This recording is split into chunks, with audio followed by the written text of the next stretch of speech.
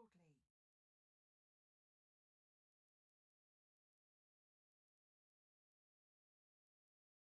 The proceeding will start shortly.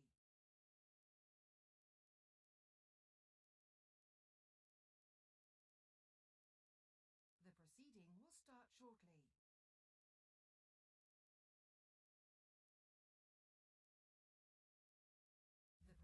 The proceeding will start shortly.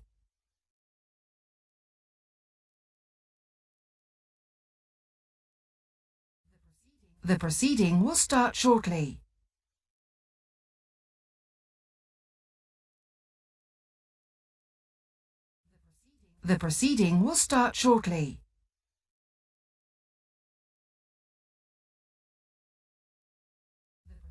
The proceeding will start shortly.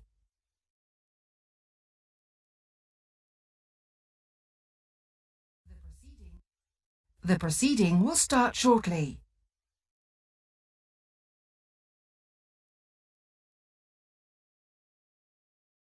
The proceeding will start shortly.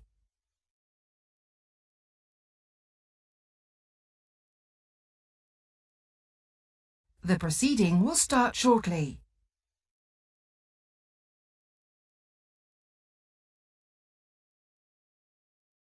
The proceeding will start shortly.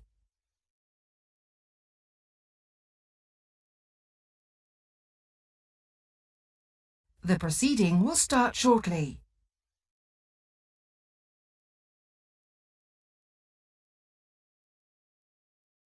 The proceeding will start shortly.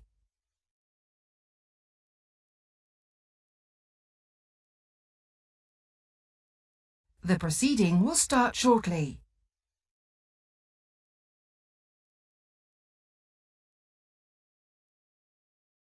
The proceeding will start shortly.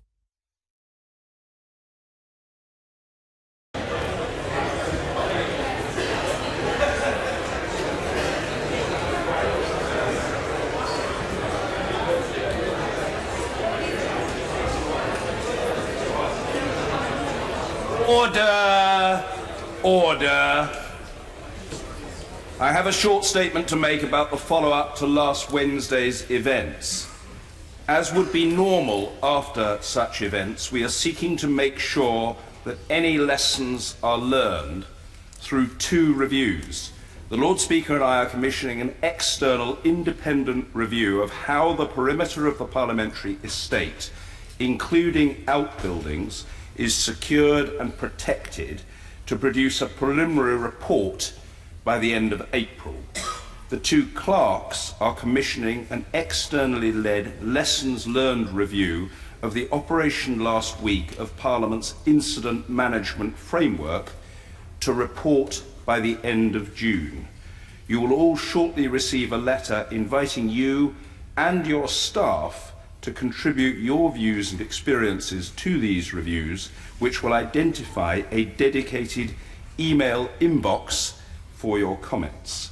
Members will also be aware that 2:40 p.m. today marks a week on from the shocking events of last week, and our thoughts will be in particular with the Metropolitan Police as they mourn their colleague, PC Keith Palmer. Order. Order. The Chairman of Ways and Means. I beg to move. The question is the motion relating to private business standing orders as on the order papers. Many are that opinion say aye. Aye. The contrary, no. I think the ayes have it. The ayes have it. Order. Questions to the Secretary of State for International Development, Mr. Nigel Huddleston. Question number one, Mr. Speaker. Secretary of State for International Development, Secretary Priti Patel. Thank you, Mr. Speaker. The UK's investment in cutting-edge research and new technology to tackle extreme poverty is more important than ever before. And DFID, in fact, spends 3% of its budget supporting research and development. And, of course, we are demonstrating leadership on this issue. It's been advised of an important matter, and I wish to offer a happy birthday to the Secretary of State. Mr. Nigel Huddleston. Thank you, Mr. Speaker. Even Products is a small and innovative company based in my constituency which makes water tanks and sanitation equipment used throughout the developing world. They're also part of DFID's rapid response group. What is the department doing to encourage even more small businesses and charities to engage with its work? Secretary. Thank you, Mr. Speaker, and thank you for your very kind birthday wishes. Well, my honourable friend is absolutely right in the point about small businesses in his constituency, and in fact in all our constituencies. And I'd like to congratulate the company he has mentioned for the outstanding work they do in development. I'm actually leading a review of our suppliers in DFID right now, and we are changing the way in which we procure, and we will ensure that there are more UK firms in particular that have the opportunity to support UK aid around the world and deliver on our development objectives. Mr. Gregory Campbell. Thank you, Mr. Speaker. Can I pay tribute to the work the Secretary of State is doing in this area? But would you agree with me that in much of sub-Saharan Africa particularly, many charities are doing a lot of work in terms of clean water to try and ensure that it tackles drought as well as economic development, and we can do much more to support those charities in those much needed countries? The Honourable Gentleman is absolutely right, and of course the challenge that we have across sub-Saharan Africa is drought and water provision and all the essentials that many of us take for granted. But he is of course right that small charities play a crucial role in doing that and delivering that, and that is why last week I announced the new Small Charities Challenge Fund, which will give small charities across the United Kingdom more of an opportunity to access DFID funds and support to go out there and deliver life-saving aid around the world. First glove. Mr. Speaker, as we leave the European Union, would my right honourable friend agree with me that we have a unique opportunity to help eradicate extreme poverty through free trade opportunities? Hey. My honourable friend is absolutely right, and of course today being a very significant day, he is right to raise this issue, and we do know of course through all our work that to move countries from aid dependency we have to give them economic empowerment and prosperity. Free trade is one aspect of that, along with all the other work that we do in terms of bringing commerce and new trading opportunities, but education as well to countries around the world. Kate Asamoah. Thank you, Mr. Speaker. The Ross Fund, co-managed by DFID and the Department of Health. I would like to ask the Minister, what role will the Ross Fund have in playing in the priorities around new investment and coordination of projects across government? Stay. Well, the Honourable Lady is absolutely right, and thank you for raising the £357 million that is associated with the Ross Fund. We spend that on top of the 3% commitment of DFID's money and budget that we already give through the research review that I launched last year. And in terms of what that does, well, this speaks to our leadership in the world when it comes to tackling health epidemics. Look at the work that we led on Ebola, on Zika as well, but also TB. Last Friday was World TB Day. And it's universities across the United Kingdom that we have been investing in terms of scientific research and development that has shown UK leadership in terms of how we can tackle some of those awful diseases and get better prevention of those diseases and epidemics. Parish. Number 2, Mr. Speaker, please. Yeah. Secretary Stay. Thank you, Mr. Speaker. The UK is at the forefront of international efforts to avert a famine in Somalia. Our additional £110 million of aid will provide food, water and emergency services for over 1 million people. And I think all members of this House will recognise that we are experiencing and witnessing an absolutely devastating famine in Somalia right now. But UK aid is making an enormous difference. Parish. I thank the Secretary of State very much for her comments. I mean, there are up to 3 million people at risk of starvation in Somalia, and I think it's very important not only to get the food in, but make sure the food goes to those people that really need it. And I would just like to press her a little bit more on how we can actually physically get to the food to those that most need it. Well, the Honourable Gentleman is absolutely right to raise this issue, but I think first and foremost, Mr. Speaker, I would like to commend all the partners and the agencies who are working in Somalia in what are quite terrible, difficult and harrowing conditions. We work with a range of trusted and experienced partners in a very difficult country, there is no doubt about that. I've met with many of them, as have my DFID teams and officials in country as well. Our priority, as I've said, is to get emergency food and water to the people that need that, and we are working with a range of agencies to do exactly that. Big. Scale of the humanitarian crisis in Somalia, the rest of East Africa and Yemen is truly appalling. I welcome what the Secretary of State has said today in terms of the UK donation. What are we doing to ensure that other wealthy countries rise to the challenge as well? Well, I thank the Honourable Gentleman for making that remark, and he will know that I think thanks to the generosity of the UK taxpayers, the East African debt appeal has now reached £40 million, and UK aid has contributed to that, and rightly so, through the match funding we do. But others need to do more. I have been unequivocal on the fact that I think other countries need to pull their finger out. We have led the way, though, in terms of lobbying, making calls. In fact, all ministers across DFID, but across governments as well, FCO ministers and others, have been doing exactly that, pressing the wealthier countries to contribute more to these particular famines and step up their own responses. Mina Ahmed Sheikh. Mr Speaker, just ask the Secretary of State what work her department is doing with the international community to help ensure they're better able to provide a more urgent response and early response to food crises to avoid mass loss of life. Well, the Honourable Lady is absolutely right to raise this point, and what we're seeing right now is totally unprecedented. We are seeing the prospect of 4 famines, which I think for all of us to witness in 2017 is simply horrific.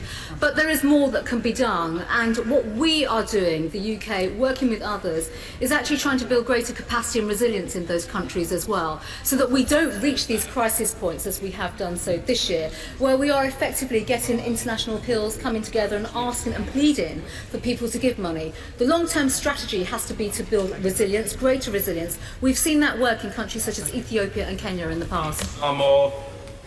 Speaker, on March the 21st, the United Nations Agricultural Agency further scaled up its activities in drought-ridden regions in Somalia. So I'd like to thank them for the 22 million which was loaned. But I have been getting concerned constituents asking who is going to be paying back this loan. Will it be the United Nations or will it be the Somalians? Secretary of State. The Honourable Lady she raises an important point and an issue about funding and resourcing for these crisis appeals, effectively. As I've said, the UK has stepped up. We have led the way, and in fact it was through the visit that I went to Somalia 6 weeks ago. We managed to convene more funds, yes, from the UK, but as I said, we're getting others to do so. We cannot continue to put the debt burden on countries that are struggling, and a government that is so new we have to support and continue to support. And of course we have the Somalia conference coming up very soon. Question number 3, Mr Speaker. Secretary of State. Thank you, Mr Speaker. The humanitarian crisis facing the world in 2017 are unprecedented. The UK is leading the response and stepping up on life-saving support across East Africa. Scully. Mr Speaker, on a recent visit to Kenya and Uganda with the International Development Committee, we met children who'd walked up to 10 kilometres just to get to school and 10 kilometres back, many of whom were lucky if they had 1 meal a day. Whilst at the school, we also discussed associated educational and developmental issues. What consideration has my right honourable friend made of supporting food programmes aimed at school-aged children? Tuesday. Well, I thank my honourable friend for his question, and he's right to highlight, and I'm glad that the Select Committee saw the strong work that DFID does in partnership on education in both Kenya and Uganda. Of course, we provide a range of support, and through our education support and the programme work that we do, we look at all aspects of water, food and the provision of healthcare and how we can support vulnerable households. Stephen Doughty. Thank you, Mr Speaker. Can I pay tribute to the many people across Cardiff who've been raising funds for the drought-affected areas in Somaliland in particular, including local football teams. But I have had worrying concerns from the government of Somaliland and others that some of the aid that has been pledged to that region is not getting through. Can the Secretary of State investigate this and do what she can to support them? Tuesday. Thank the Honourable Gentleman for raising this point. You know, we always have to challenge the system, but also the governments and authorities, and he will know in Somaliland specifically there are issues because it's very challenging and difficult terrain. I will always press and I'll always be vocal and call those out that are preventing aid access, and so I'll absolutely look at what he's made. Speaker, I met with the Ethiopian ambassador yesterday, who made the point to me that money is needed desperately, but at the same time, let's not stereotype East Africa. It is a place of prosperity and a place where Louis Vuitton handbags are made and some of the finest gloves are made, as well as a place that requires help in the north. Well, my honourable friend is absolutely right, and I saw myself when I went to Ethiopia. I went to one of the industrial parks, and I think, of course, this comes back to the point about economic development. Ethiopia is a great success story now in terms of how it has moved from famine, poverty to prosperity and the development agenda, and that's effectively what we want to see more of. C. MacDonald. I wonder if the Secretary of State is aware of reports that the South Sudanese government is planning to raise the cost of work permits for foreign nationals from $100 to $10,000. What steps can the department take to ensure access for aid workers, and what success is it having in achieving that? The honourable gentleman is right to raise this issue, and he will not be surprised to hear me say that we have been calling the government out on this. Their behaviour and their conduct has been absolutely appalling in putting up their fees and the way in which they've been blocking aid access as well. And we will continue to apply all pressure to make sure that we are tackling these issues directly. I saw the Secretary of State would commend Comic Relief for raising £73 million this year. But is she as concerned as I am that they showed a baby dying at 8:30 before Watershed, another baby dying at 9:10, and overall the portrayal of Africa is very narrow? They need to review the formula. It's affecting primary schools' expectations and understanding of a very, very complicated continent with 52 countries. Well, I agree with my right honourable friend about the great work of Comic Relief and the way in which they raise so much money for all the causes, both domestically and internationally.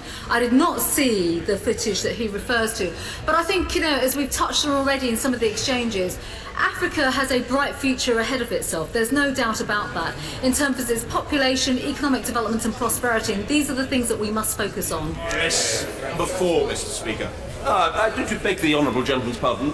I think Grady was hoping to contribute. We must hear from the fella. Patrick Grady. Mr. Speaker, we join the birthday wishes to the Secretary of State as well. Could she explain how DFID is helping local partners to deliver humanitarian aid in responding to the East African crisis, and how this is helping the Department make progress towards the target agreed at last year's World Humanitarian Summit, that 25% of humanitarian aid should be delivered to local partners by 2020? Well, no, this is a very important point and a question that he raises, because, of course, following the World Humanitarian Summit, we have been leading the charge, working with others in the system as well, including OCHA, Stephen O'Brien, in terms of how we can get better efficiencies and improve ways of working. And that is crucial. And I think the East African crisis has shown how we can deliver aid more effectively, yes, through our partnership working, but also reform the ways of working, which we need to continually improve. Number 4, Mr. Speaker. Secretary of State. Britain has a proven track record in supporting Afghanistan and a long-term commitment to the country's future. As my right honourable friend the Prime Minister said on Monday, we will continue to support Afghanistan's security and development because it's in Afghanistan's interest but also in our national interest too. James Morris. Thank you, Mr. Speaker. Well, there's been huge progress made in Afghanistan around the education of women and girls. Would the Secretary of State agree with me that long-term stability and prosperity in Afghanistan depends on women and girls being able to make a full contribution to business, political and civic life? Well, my honourable friend is absolutely right, and I saw that myself when I visited Afghanistan recently.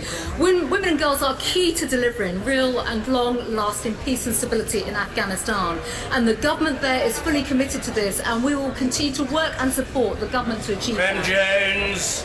Mr. Speaker, with the fall of Helmand province reportedly to the Taliban, what discussions has her department had with other departments in trying to eradicate the poppy crop in Afghanistan? Yes, well, the honourable gentleman raises a really important point, particularly in light of the many sacrifices that were made in Helmand province. In response to his question, we work across government on this issue, both with the Foreign Office and the MOD, and of course we are working at every level to strengthen capacity and resilience in country. Caroline Spellman. Thank you, Mr. Speaker. DFID funding has enabled significant progress in maternal health care, as well as educating girls in the federally administered tribal areas between Afghanistan and Pakistan. Would she be willing to meet representatives of the local charity CMDO, which is a recipient, on their next visit to London? My right honourable friend, she's absolutely right about the vital and very, very important and significant work that they do. I would be delighted to meet with them when they visit London soon. Richard Arkless. Question number 5, Mr. Speaker. Thank you, Mr. Speaker. Minister. Thank you, Mr. Speaker. Discussions with the United Nations are central to the department's work. The Secretary of State speaks regularly to Secretary General. I'm lucky enough to be able to speak to the heads of UN agencies such as UNICEF, WFP and ICRC regularly. But our focus is not just on funding, but on reform, and in particular making sure we have better coordination in humanitarian crises. Richard Arkley. Mr. Speaker, UN aid programmes are an investment on behalf of all citizens. So given their importance, I was very surprised to read some of the sweeping statements in the multilateral review. Does the Secretary of State accept that if institutions are to be reformed and perhaps it should be done with cooperation with all Member States and not at the unilateral discretion of her department? Minister Stewart. We believe very, very strongly that reform should be done with other Member States and as part of a coalition. As the honourable members pointed out, the multilateral development review has pointed to issues where we think further reform is needed.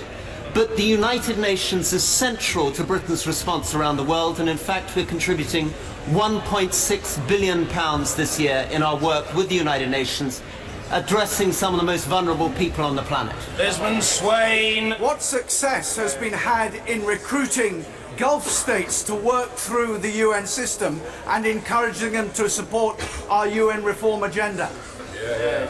Minister. Well, clearly Gulf states, who are increasingly large parts of the economy of the world, are central to humanitarian response.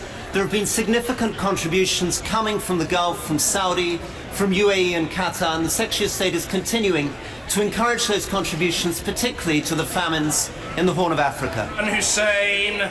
Thank you, Mr. Speaker. As President Trump slashes aid spending, it is more important than ever that globally outward-looking nations who live up to their responsibilities, not shirk it, fill the aid funding gaps. Will the Minister commit to working with our partners on increasing their aid spending to show that despite Brexit, the UK can still be a global leader embracing its global responsibilities?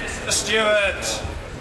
The answer is, Mr. Speaker, that we agree absolutely with this. It's central that other countries meet their targets. We are very, very proud to be able to stand tall in the world, particularly at a time when children are starving to death, and that's why the Secretary of State is leading international coalitions to increase the international commitment to these desperate issues. Order. Topical questions. Alan Brown. Topical number one, Mr. Speaker. Thank you. Stay.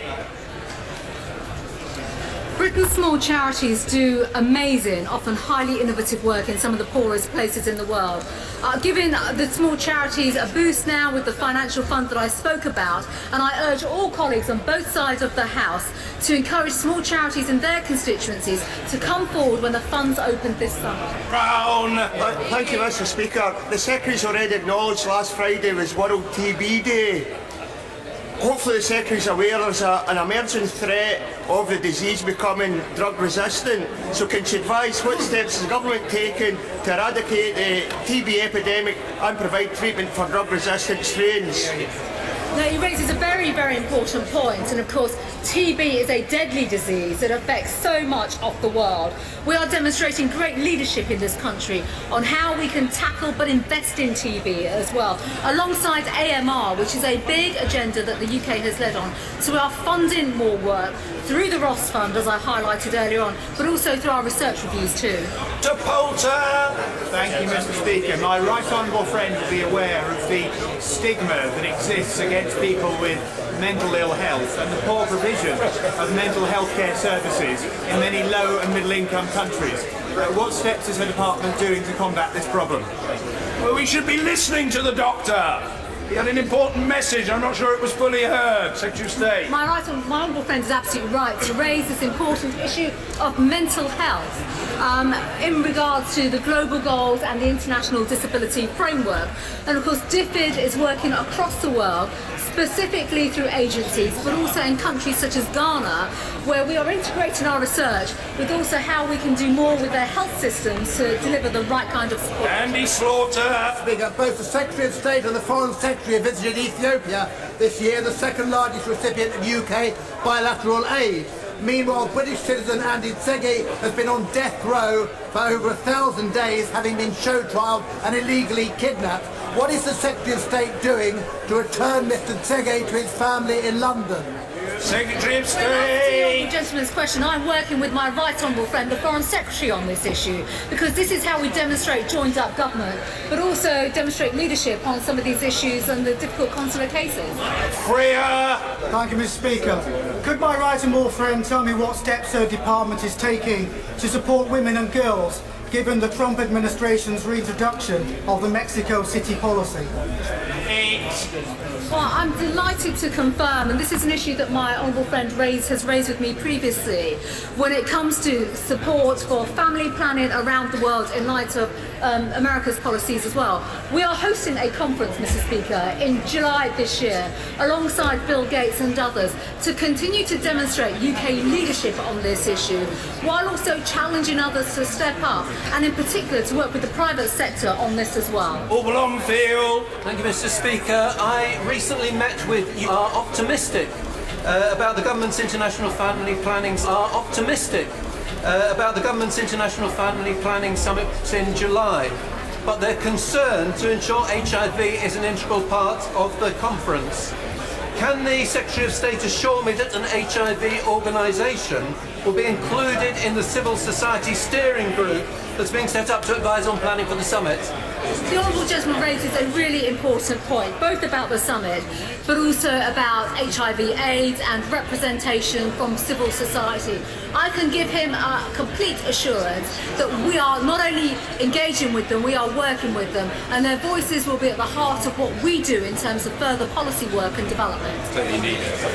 Michael Tomlinson. Mr. Speaker, my constituents want to see value for money and transparency in the international aid system. What more can the Secretary of State do to ensure that this happens? Well, he's right to raise the valuable issue of value for money.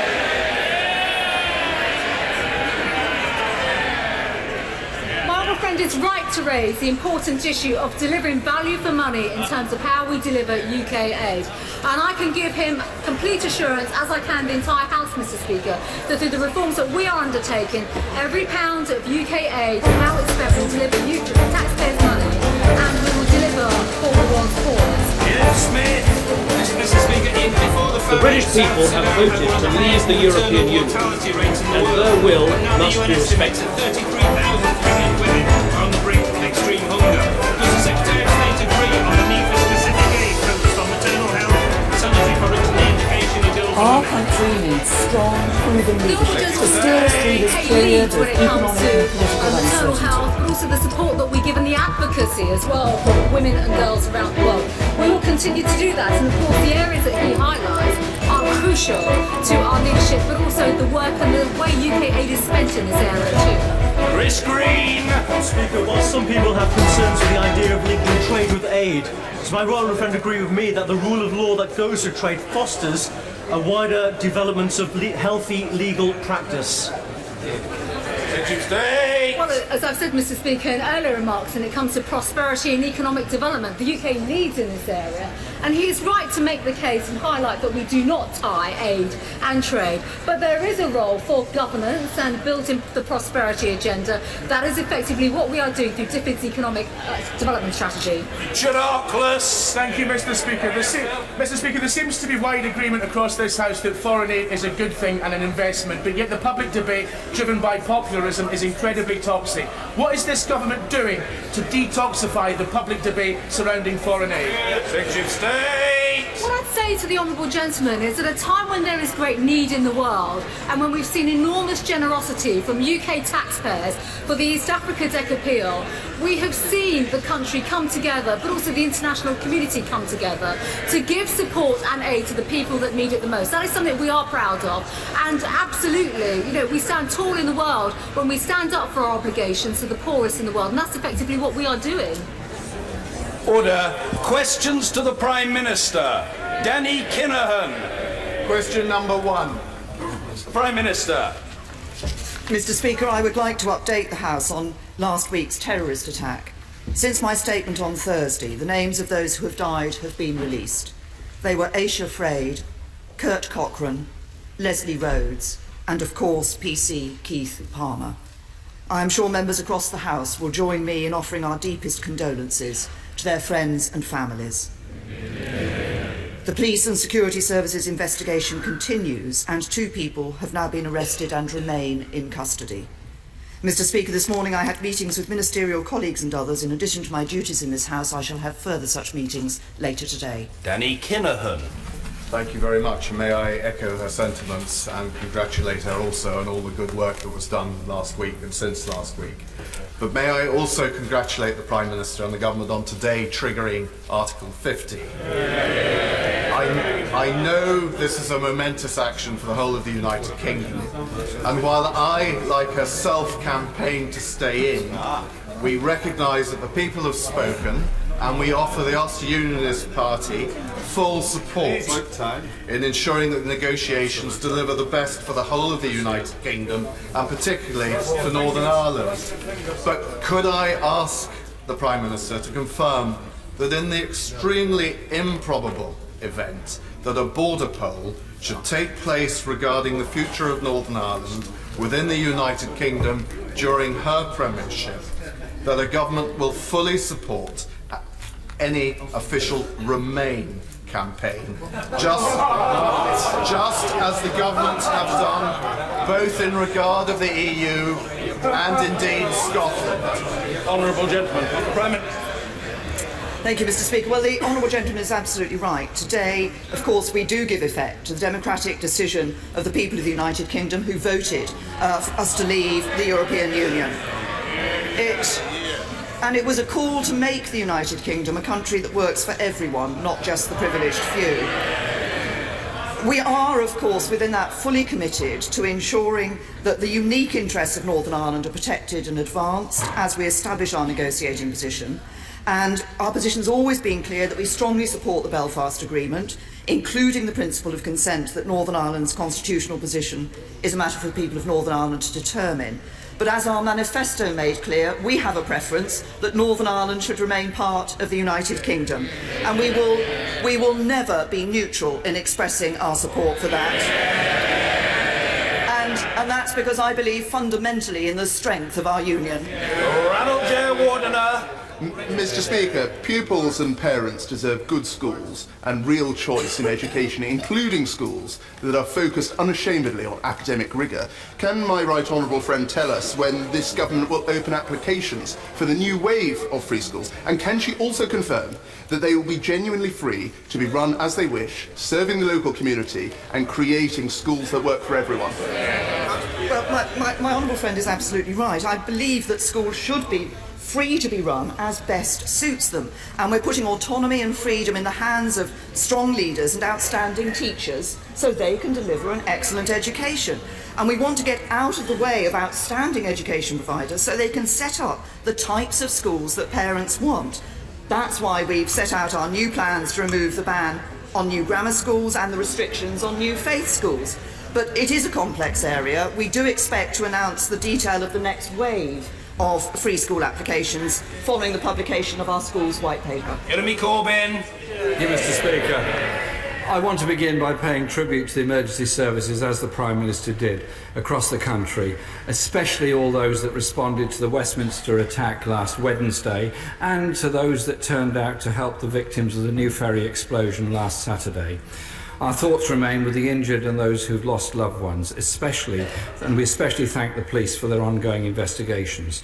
Could the Prime Minister assure us that the police will be given all the necessary support and resources to take them through this very difficult period in investigating what happened last Wednesday?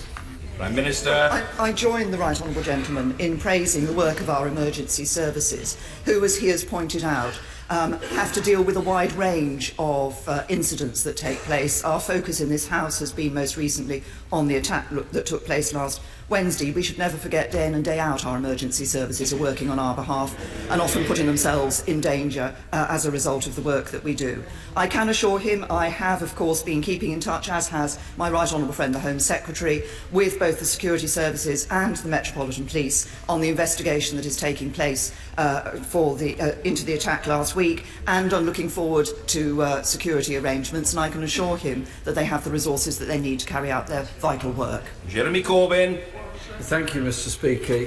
Of course, we all pay tribute to the police for the work they do, but there are some problems that between 2015 and 2018, there'll be a real terms cut in central government funding to police forces of 330 million. Can the Prime Minister assure the House that police all over the country have the necessary resources to do the job? Prime Minister. I would remind the right honourable gentleman that what we've done in the CSR is actually protected that police budget. And of course, the former Shadow Home Secretary, his own colleague, the right honourable member for Lee, prior to the 2015 Labour Party conference, said savings can be found. The police say 5 to 10% over the Parliament is just about doable. We didn't accept that. We've actually protected the police budget. I've been speaking, as my right honourable friend, the Home Secretary, has, to police forces, and they are very clear that the work that they are doing has the resources that they need. Mick Corbyn. Mr. Speaker, the Police Federation survey recently undertaken reveals that 55% of serving police officers say their morale is low due to the way in which their funding has been treated. Frontline policing is vital in tackling crime and terrorism. Since 2010, however, there are 20,000 fewer police officers, 12,000 less on the front line.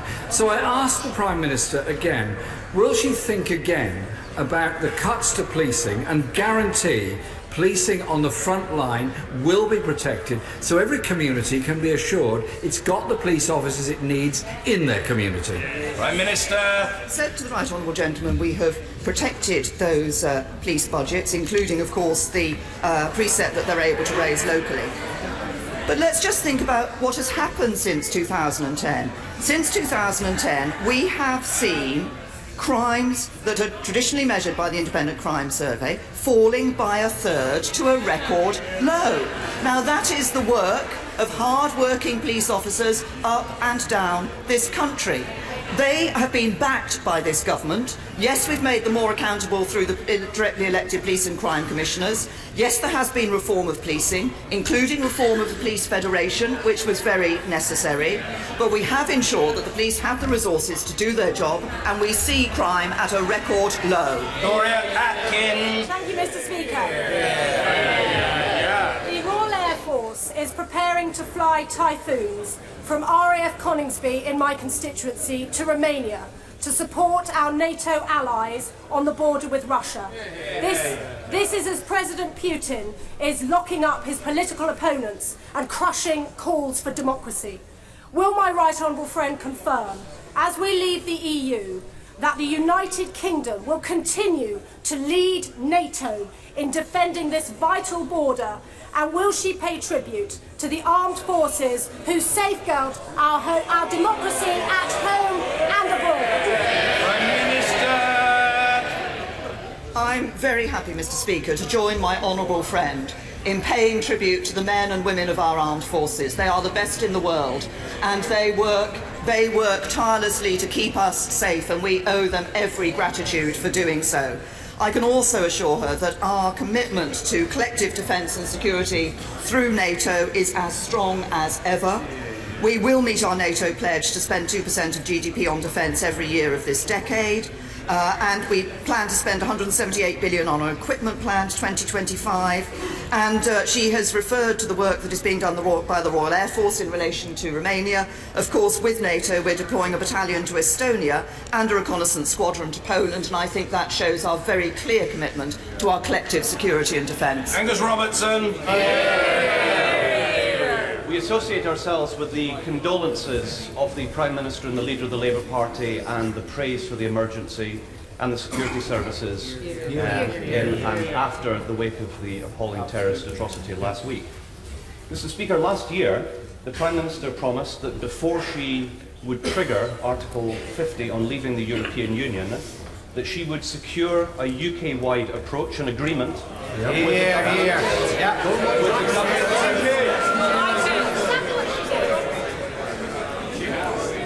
Last year the Prime Minister did make that promise, and she promised there would be an agreement with the governments of Scotland, Wales and Northern Ireland before triggering Article 50. The Prime Minister has now triggered Article 50, and she's done so without an agreement. Whoa. There is no agreement. Why has she broken her promise and broken her word? Prime Minister! I've been very clear throughout, and since the first visit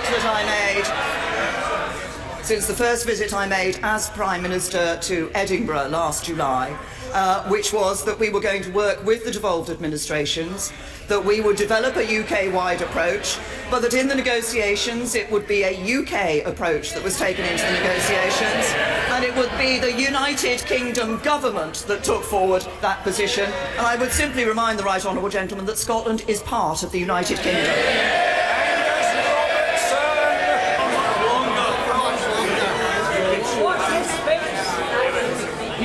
People viewing will note that the Prime Minister did not deny that she would seek a UK-wide approach and agreement with the governments of Scotland, Wales and Northern Ireland, and there is no agreement. Mr. Speaker, the Scottish Government was elected with a higher percentage of the vote, with a bigger electoral mandate than the UK Government. Yesterday, the Scottish Parliament voted by 69 to 59 that people in Scotland should have a choice about their future.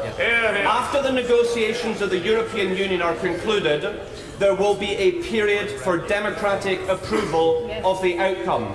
That choice will be exercised in this Parliament, in the European Parliament, and in 27 member states of the European Union. Given that everybody else will have a choice at that time, will the people of Scotland have a choice about their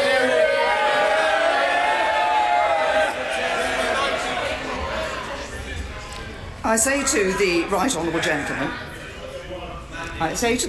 Gentleman that we are taking forward the views of the United Kingdom into the negotiations with the European Union on the United Kingdom exiting the European Union.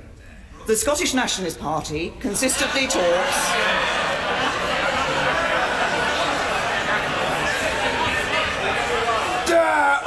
Miss Cherry, this is very unseemly heckling. You are a distinguished QC. You wouldn't behave like that in the Scottish courts. You'd be chucked out. Prime Minister. Thank you. The SNP consistently talks about independence as the only subject they wish to talk about. What I say to the Right Honourable Gentleman and his colleagues is this. Now is not the time to be talking about a second independence referendum. On today of all days, we should be coming together as a united kingdom to get the best deal for Britain.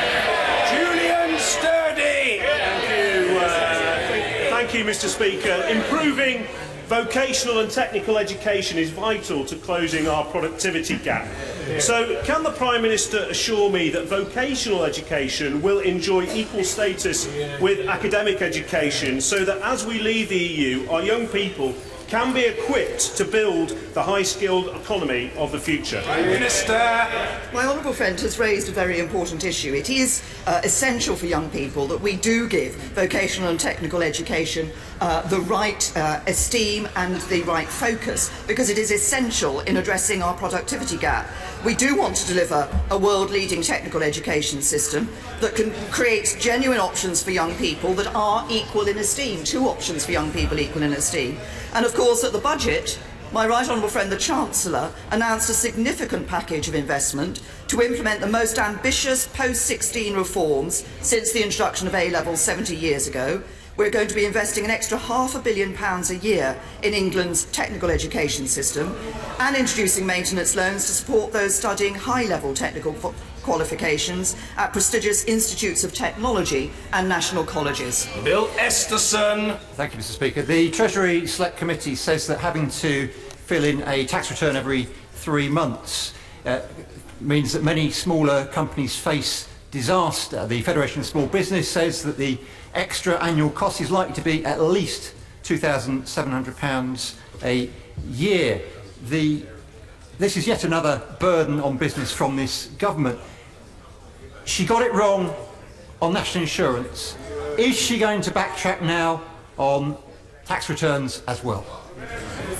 Prime Minister. Perhaps the honourable gentleman should have listened to the announcement that my right honourable friend the Chancellor made in the budget, where he indicated that he would be delaying the introduction of this for the smallest businesses below the VAT threshold for a year. But I think it is right that HMRC does try to move to a greater digitisation of the way in which it operates. I think that will enable it to give a better service to those people who are completing their forms, and we should always remember that aspect of what is being proposed. Macintosh. Thank you, Mr. Speaker. I welcome the additional money the government has given for adult social care, but it's important we also look at long-term solutions. As part of the long-term review, will the Prime Minister look at some of the cases in my constituency and the issues with how the system works with Northamptonshire County Council and Northampton General Hospital? Prime Minister.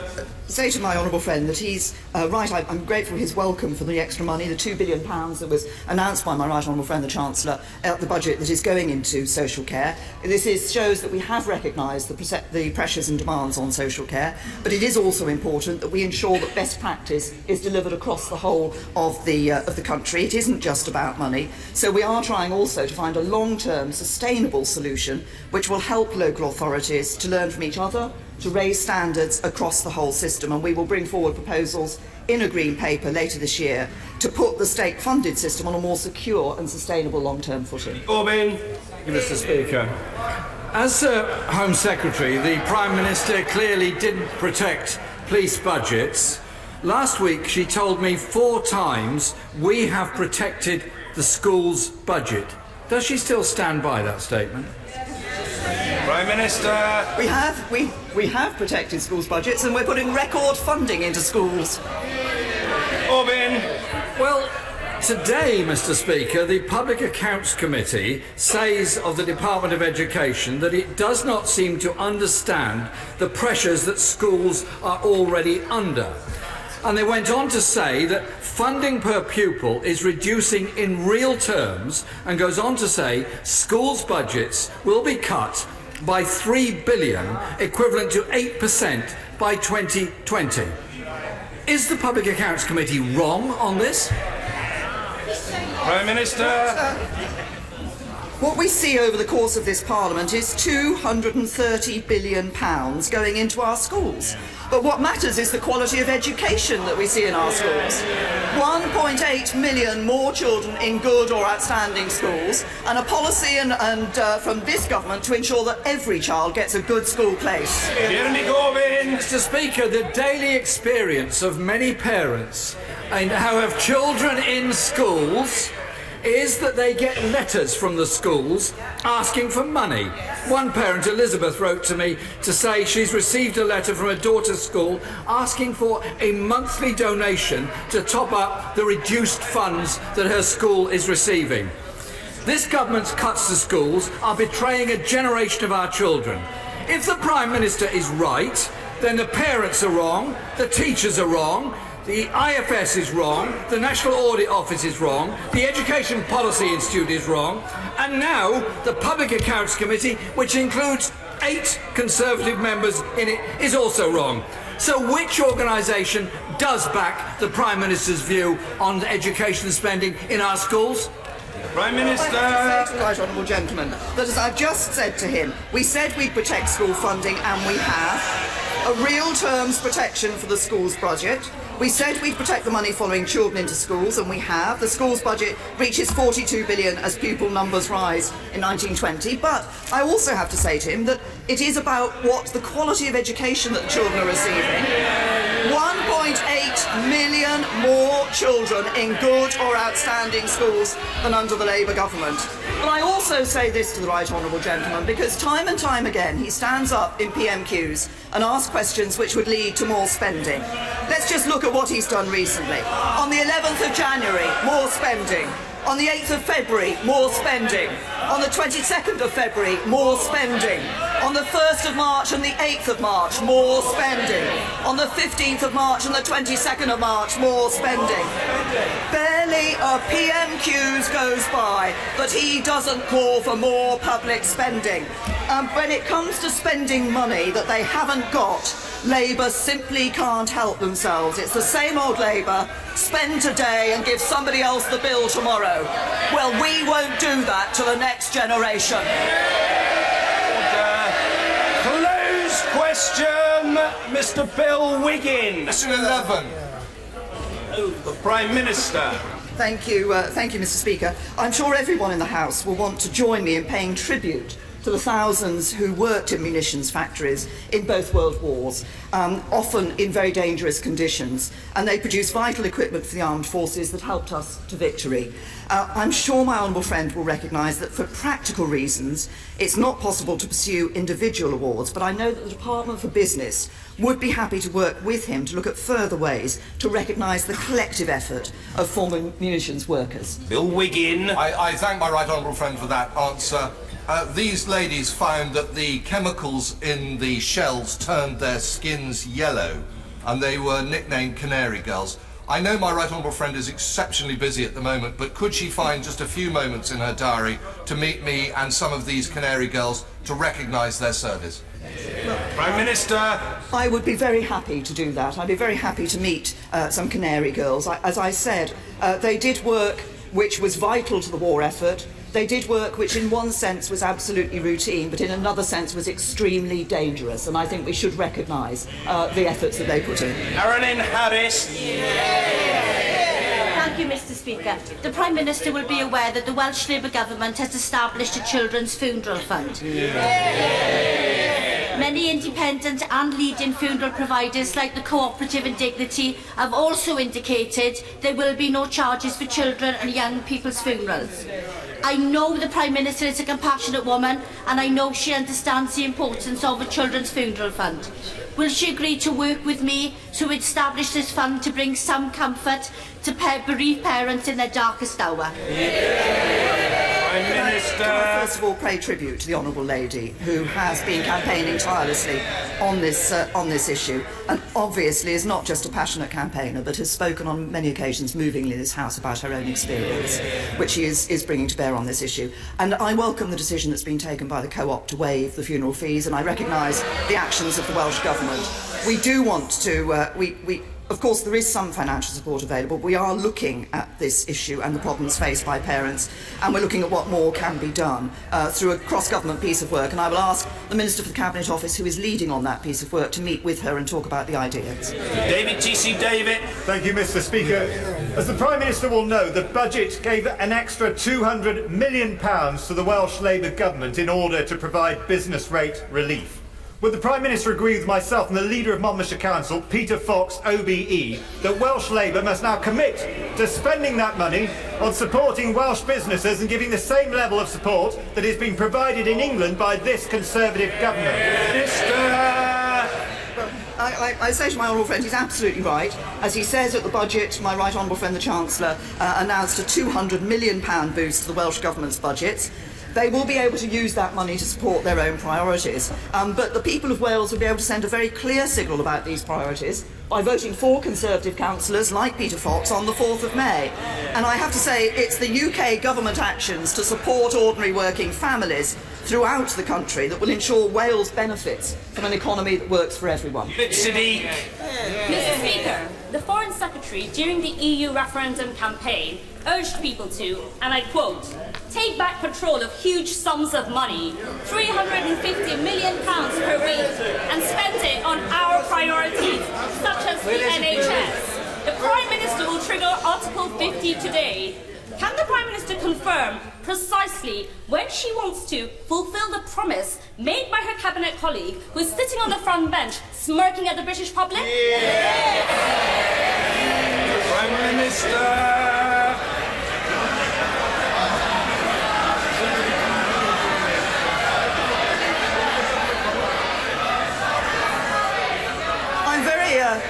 I'm very happy.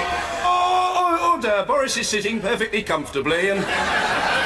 with an air of repose about the fellow to which we're accustomed. Let's hear from the Prime Minister. Well, I'm very happy to tell the Honourable Lady that, of course, when this country leaves the European Union, we will have control of our budgets and we will decide how that money is spent. Thank you, Mr. Speaker. With modification, schools in my constituency welcome the national funding formula. And given the Leader of the Opposition's intervention, I hope my next part of the question doesn't land me on the naughty step. But given that Stockport schools and other F40 schools have been at the bottom of the funding pile for years and therefore have less scope for efficiencies, would my right honourable friend consider providing more immediate support to them? Well, as my honourable friend is saying, what we're doing is aiming to end the postcode lottery of schools funding. And as I said earlier, schools funding is now at a record high. In relation to a minimum funding level, as I've said before, the DFE have heard representations on the issue on this national funding formula and will of course be considering those. It was a consultation. There have been a lot of responses to that, but it is a historic and complex reform. There's been general agreement for many years that reform is needed. We want to get this right, and that's why we're carefully considering the representations. Alex Salmond. After 9 months of this Prime Minister's approach to Brexit, Northern Ireland is deadlocked, the Welsh are alienated, Scotland is going for a referendum, the English are split down the middle, and Brexit MPs are walking out of Commons committees because they don't like home truths. Has the Prime Minister considered, in terms of invoking Article 50, that now is not the time? Prime Minister.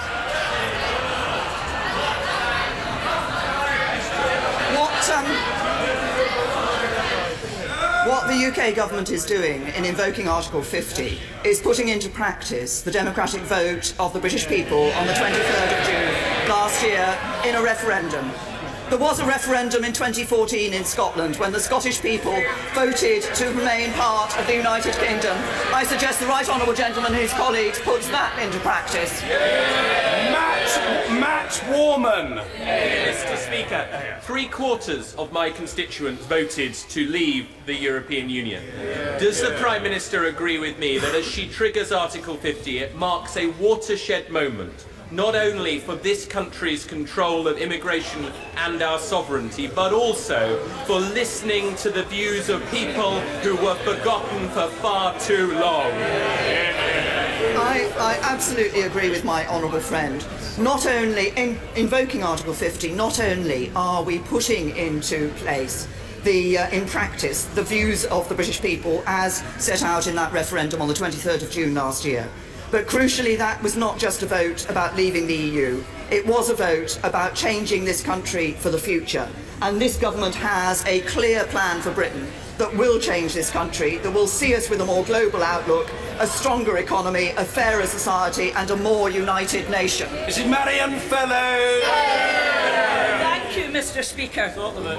The people expect the Prime Minister to follow her party's manifesto and to abide by a majority vote of this Parliament. So, why does she say that the First Minister of Scotland should do the opposite? Prime Minister. What I say is that at this point in time, as we face this historic moment of invoking Article 50 and setting in process the negotiations for the future of this country and its relationship with the European Union, now is the time for us all to pull together and not try to hang apart. Derek Thomas. On Friday, thousands of people will be up and down this country raising funds and awareness of brain tumour research. Many of these people will family members who've had brain tumour research, or will be suffering from them. Yet, brain tumour research only receives about 1% of all research funding for cancer, and yet it kills more. It's a bigger cancer killer of people children, adults under 40. Will the Prime Minister join me in commending all these people raising awareness and funds, and also see what more we can do to increase funding for brain tumour research? Prime Minister. This is a very important area. I believe in this area also the UK does have a good record of research on brain tumours, and that is important, but he's absolutely right. The people who are raising funds for this important cause should be commended. As he says, many of them will have had personal experience in one way or another of brain tumours, and I think it is important that we recognise that there are many killers out there which don't often receive the publicity and support of others, and we should recognise their importance and commend those who are raising funds. Thank you, Mr. Speaker. And as we enter the world of Article 50, can the Prime Minister say what she's doing to ensure national and local government prioritise the purchasing and the buying of British goods and services? Although I have to say, a record as Home Secretary on police vehicles doesn't give us much cause for optimism. Prime Minister. Well, we have as a government been encouraging the procurement of British goods and services. I would say he asked what we can do for local authorities. If people around the country want local authorities that are going to take their best interest into heart, then they should vote Conservative. Thank you, Mr. Speaker. Can I congratulate my right honourable friend, the Prime Minister, on invoking Article 50 today? And does she agree with me that this is the end, this needs to be the end of the phony war, the end of posturing, as we've heard from the other benches, and focus now on the detail for every industry, every sector and every community to get a bespoke deal that we can all get behind? Prime Minister! Absolutely agree with my honourable friend. Now is the time for us to come together, to be united across this House and across this country, to ensure that we work for the best possible deal for the United Kingdom and the best possible future for us all. Nigel Dodds. Thank you, Mr. Speaker. The Prime Minister has been rightly emphasising her determination to deliver for all constituent parts of the United Kingdom on this historic day. And whilst others are content to moan and whine, we want to see that delivery happen, and we're confident that she will make that happen. And in Northern Ireland, while some have walked away from their responsibilities in terms of devolution, we want to see devolution up and running, to have a functioning Northern Ireland government, and we have set no preconditions in the way of that. If others continue to stay away from devolution and walk away, will she pledge to work ever more closely with those of us in this House to defend and protect the interests of Northern Ireland? I think we say to the right honourable gentleman, we all want to work together to ensure that we can protect the best interests of Northern Ireland. I think, as he does, as he's just said, that ensuring that we have strong devolved government in Northern Ireland is important for the future. It's important so that we can build on the significant progress that has been made in recent years for the people of Northern Ireland, and I would urge all parties to come to the talks with a view to finding a way through this so that Northern Ireland once again can be restored to devolved government. James Berry. Thank you, Mr. Speaker. Would the Prime Minister agree that social media companies need to take action now to remove extremist and hate material from their platforms proactively, and to foot the bill for the police who are currently doing their dirty work at the taxpayers' expense? This whole question of working with the companies to ensure that extremist material is removed as quickly as possible is one that is not new. It has been going for a number of years. Of course, through the Counter-Terrorism Internet Referral Unit, we do have the process that enables the police to take material down. 250,000 pieces of material have been taken down since February 2010 from the internet, and there's been a significant increase in that activity in the last couple of years or so. But I know my right honourable friend, the Home Secretary, will be meeting the companies later this week to talk to them about this very important issue.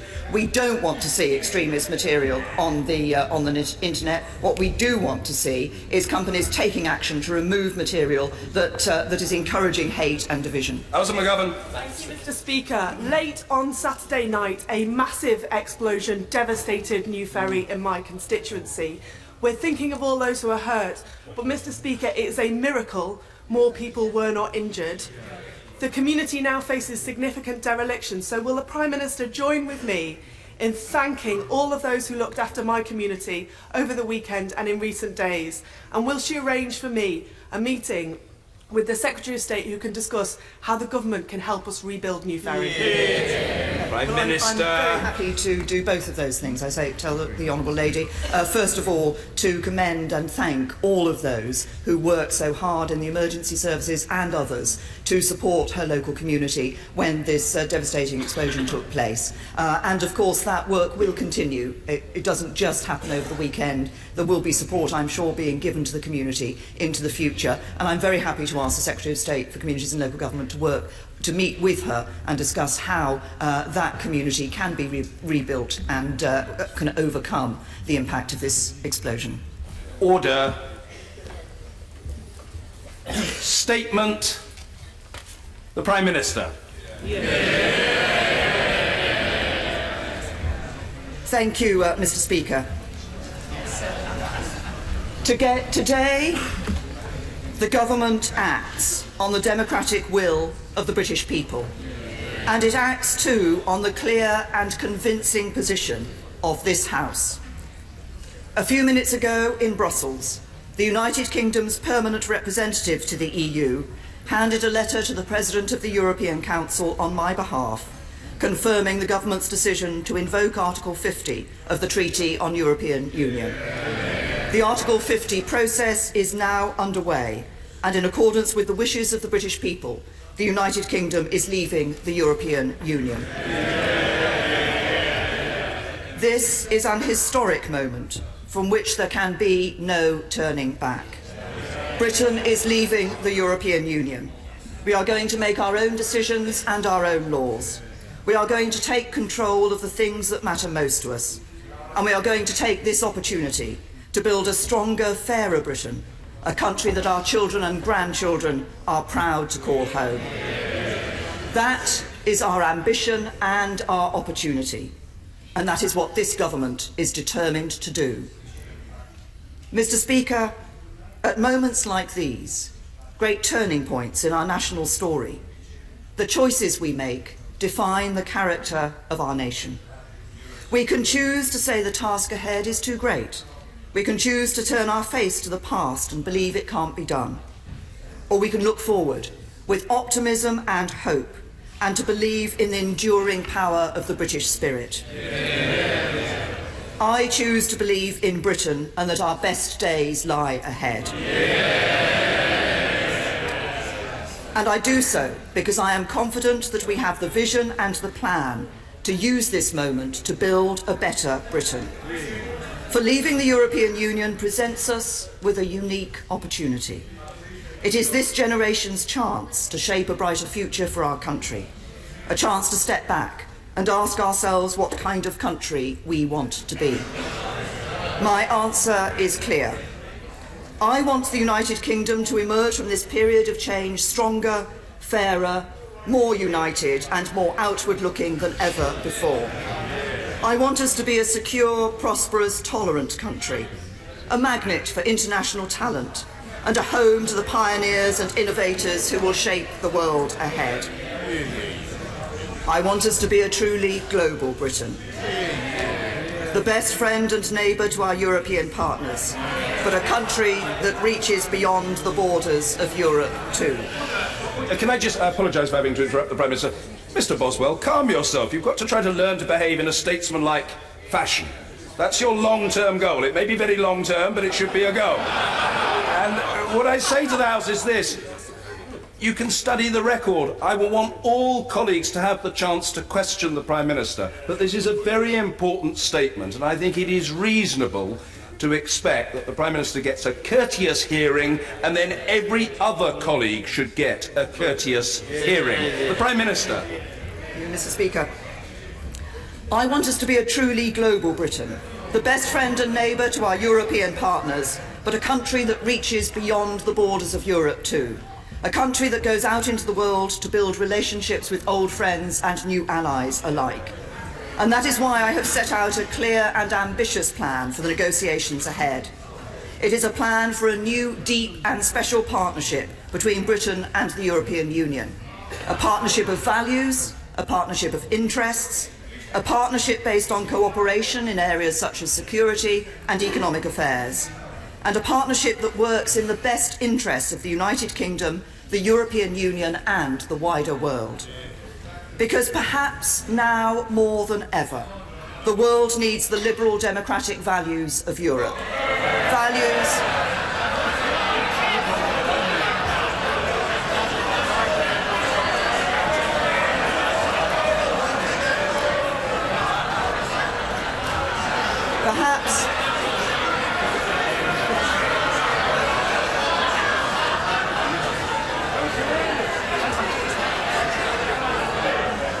Perhaps now more than ever, the world needs the liberal democratic values of Europe, values that the United Kingdom shares. And that is why, while we are leaving the institutions of the European Union, we are not leaving Europe. We will remain a close friend and ally. We will be a committed partner. We will play our part to ensure that Europe is able to project its values and defend itself from security threats. And we will do all that we can to help the European Union prosper and succeed. So, Mr. Speaker, in the letter that has been delivered to President Tusk today, copies of which I have placed in the library of the House, I have been clear that the deep and special partnership we seek is in the best interests of the United Kingdom and of the European Union too. I have been clear that we will work constructively in a spirit of sincere cooperation to bring this partnership into being. And I have been clear that we should seek to agree the terms of this future partnership alongside those of our withdrawal within the next 2 years. I am ambitious for Britain, and the objectives I've set out for these negotiations remain. We will deliver certainty wherever possible so that business, the public sector and everybody else has as much clarity as we can provide as we move through the process. It is why tomorrow we will publish a white paper confirming our plans to convert the acquis into British law so that everyone will know where they stand. And it's why I've been clear that the government will put the final deal that is agreed between the UK and the EU to a vote in both Houses of Parliament before it comes into force. We will take control of our own laws and bring an end to the jurisdiction of the European Court of Justice in Britain. Leaving the European Union will mean that our laws will be made in Westminster, Edinburgh, Cardiff and Belfast. And those laws will be interpreted by judges not in Luxembourg but in courts across this country. We will strengthen the union of the 4 nations that comprise our United Kingdom. We will negotiate as one United Kingdom, taking account of the specific interests of every nation and region of the UK. And when it comes to the powers that we will take back from Europe, we will consult fully on which powers should reside in Westminster and which should be passed on to the devolved administrations. But, Mr. Speaker, no decisions currently taken by the devolved administrations will be removed from them. And it is the expectation of the government that the devolved administrations in Scotland, Wales and Northern Ireland will see a significant increase in their decision-making power as a result of this process. We want to maintain the common travel area with the Republic of Ireland. There should be no return to the borders of the past. We will control immigration so that we continue to attract the brightest and the best to work or study in Britain, but manage the process properly so that our immigration system serves the national interest. We seek to guarantee the rights of EU citizens who are already living in Britain and the rights of British nationals in other member states as early as we can. That is set out very clearly in the letter as an early priority for the talks ahead. We will ensure that workers' rights are fully protected and maintained. Indeed, under my leadership, not only will the government protect the rights of workers, but we will build on them. We will pursue a bold and ambitious free trade agreement with the European Union that allows for the freest possible trade in goods and services between Britain and the EU's member states, that gives British companies the maximum freedom to trade with and operate within European markets, and that lets European businesses do the same in Britain. Because European leaders have said many times that we cannot cherry-pick and remain members of the single market without accepting the 4 freedoms that are indivisible. We respect that position, and as accepting those freedoms is incompatible with the democratically expressed will of the British people, we will no longer be members of the single market. We are going to make sure We are going to make sure that we can strike trade agreements with countries from outside the European Union too. Because important though our trade with the EU is and will remain, it is clear that the UK needs to increase significantly its trade with the fastest growing export markets in the world. We hope to continue to collaborate with our European partners in the areas of science, education, research and technology, so that the UK is one of the best places for science and innovation. We seek continued cooperation with our European partners in important areas such as crime, terrorism and foreign affairs. And it is our aim to deliver a smooth and orderly Brexit, reaching an agreement about our future partnership by the time the 2-year Article 50 process has concluded, then moving into a phased process of implementation in which Britain, the EU institutions and member states prepare for the new arrangements that will exist between us. Mr. Speaker, we understand that there will be consequences for the UK of leaving the EU. We know that we will lose influence. We know that we will lose influence over the rules that affect the European economy. We know that UK companies that trade with the EU will have to align with rules agreed by institutions of which we are no longer a part, just as we do in other overseas markets, and we accept that. However, we approach these talks constructively, respectfully, and in a spirit of sincere cooperation. For it is in the interests of both the United Kingdom and the European Union that we should use this process to deliver our objectives in a fair and orderly manner.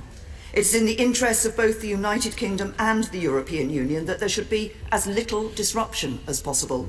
And it is the interests of both the United Kingdom and the European Union that Europe should remain strong, prosperous and capable of projecting its values in the world. At a time when the growth of global trade is slowing and there are signs that protectionist instincts are on the rise in many parts of the world, Europe has a responsibility to stand up for free trade in the interests of all our citizens. With Europe's security more fragile today than at any time since the end of the Cold War, weakening our cooperation and failing to stand up for European values would be a costly mistake.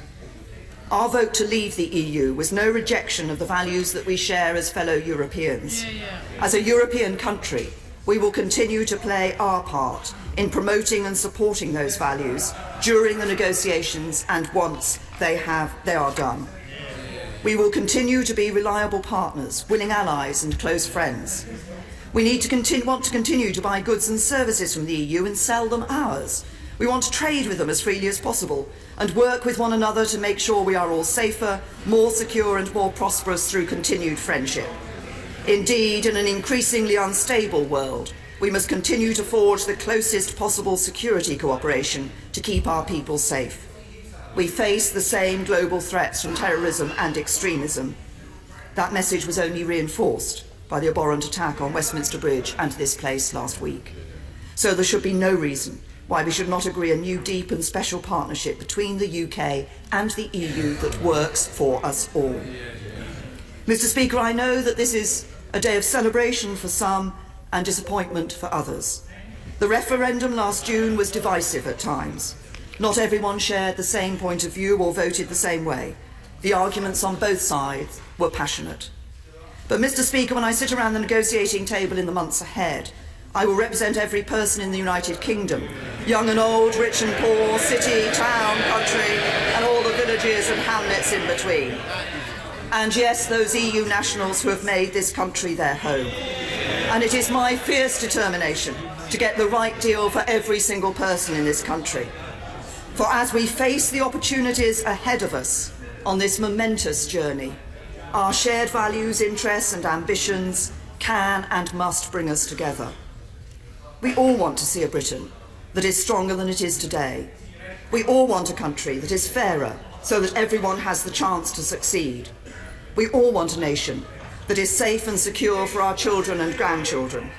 We all want to live in a truly global Britain that gets out and builds relationships with old friends and new allies around the world. These are the ambitions of this government's plan for Britain. Ambitions that unite us so that we are no longer defined by the vote we cast, but by our determination to make a success of the result. We are one great union of people and nations with a proud history and a bright future. And now that the decision to leave has been made and the process is underway, it is time to come together. For this great national moment needs a great national effort, an effort to shape a stronger future for Britain. So let us do so together. Let us come together and work together. Let us together choose to believe in Britain with optimism and hope. For if we do, we can make the most of the opportunities ahead. We can together make a success of this moment. And we can together build a stronger, fairer, better Britain. A Britain our children and grandchildren are proud to call home. I commend this statement to the House.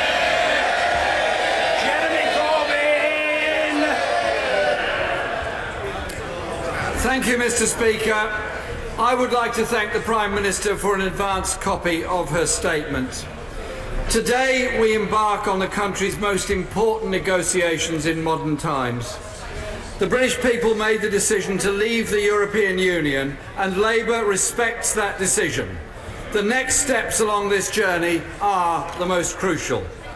And if the Prime Minister is to unite the country, as she says she aims to do, the government needs to listen, consult and represent the whole country, not just the hardline Tory ideologues on our own benches. Britain is going to change as a result of leaving the European Union. The question is how? There are Conservatives who want to use Brexit to turn this country into a low-wage tax haven.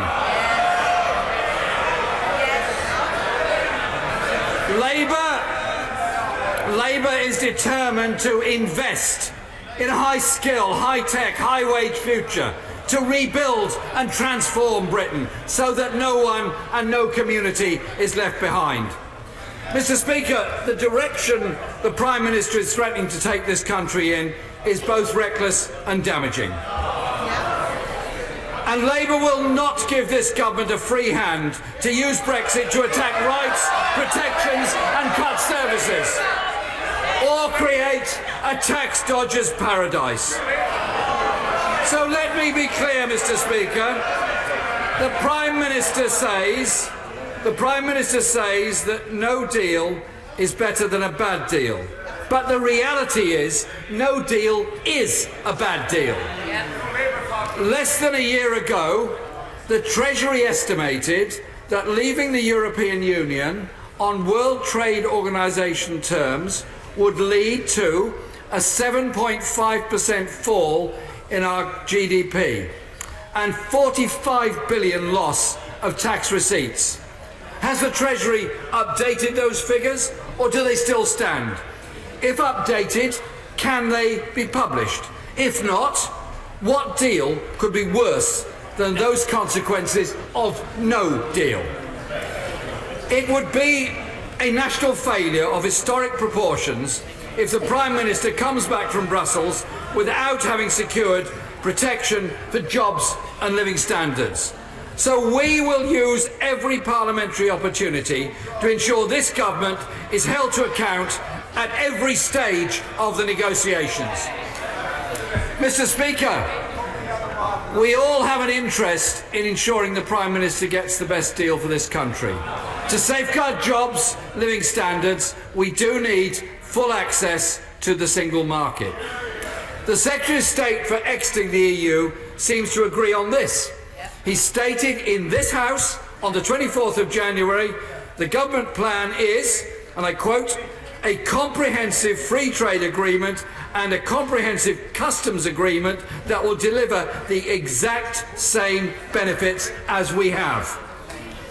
So that is what they pledged. So will the Prime Minister confirm today that she intends to deliver a trade and customs agreement with the exact same benefits? The same goes for protecting workers' rights and environmental standards, protecting Britain's nations and regions, protecting Britain's financial sector and services, and making sure there is no return to a hard border in Northern Ireland. And when, Mr. Speaker, does she expect to be able to guarantee the rights of all those EU nationals who live, work and make such a massive and welcome contribution to this country? And for those British nationals who live or in all parts of the European Union, including guaranteeing that their UK pensions will not be frozen post-Brexit. Mr. Speaker, Brexit would be a huge task for any government, yet so far they seem utterly complacent about the scale of the task ahead. The government ministers can't make up their minds about the real objective. The Foreign Secretary, he's here today, said in October, our policy is having our cake and eating it. How apposite from the Foreign Secretary. Today, the Chancellor on BBC Radio 4 said, we can't have our cake and eat it. Maybe they should get together and talk about it. These, at one level, Mr. Speaker, might seem like flippant exchanges from ministers, but they do reflect serious differences about Britain's negotiating aims. The government must speak with a united voice. However, the Foreign Secretary is the same man who promised our National Health Service £350 million a week once we left the EU. Now he believes that leaving the EU without a deal would be perfectly okay.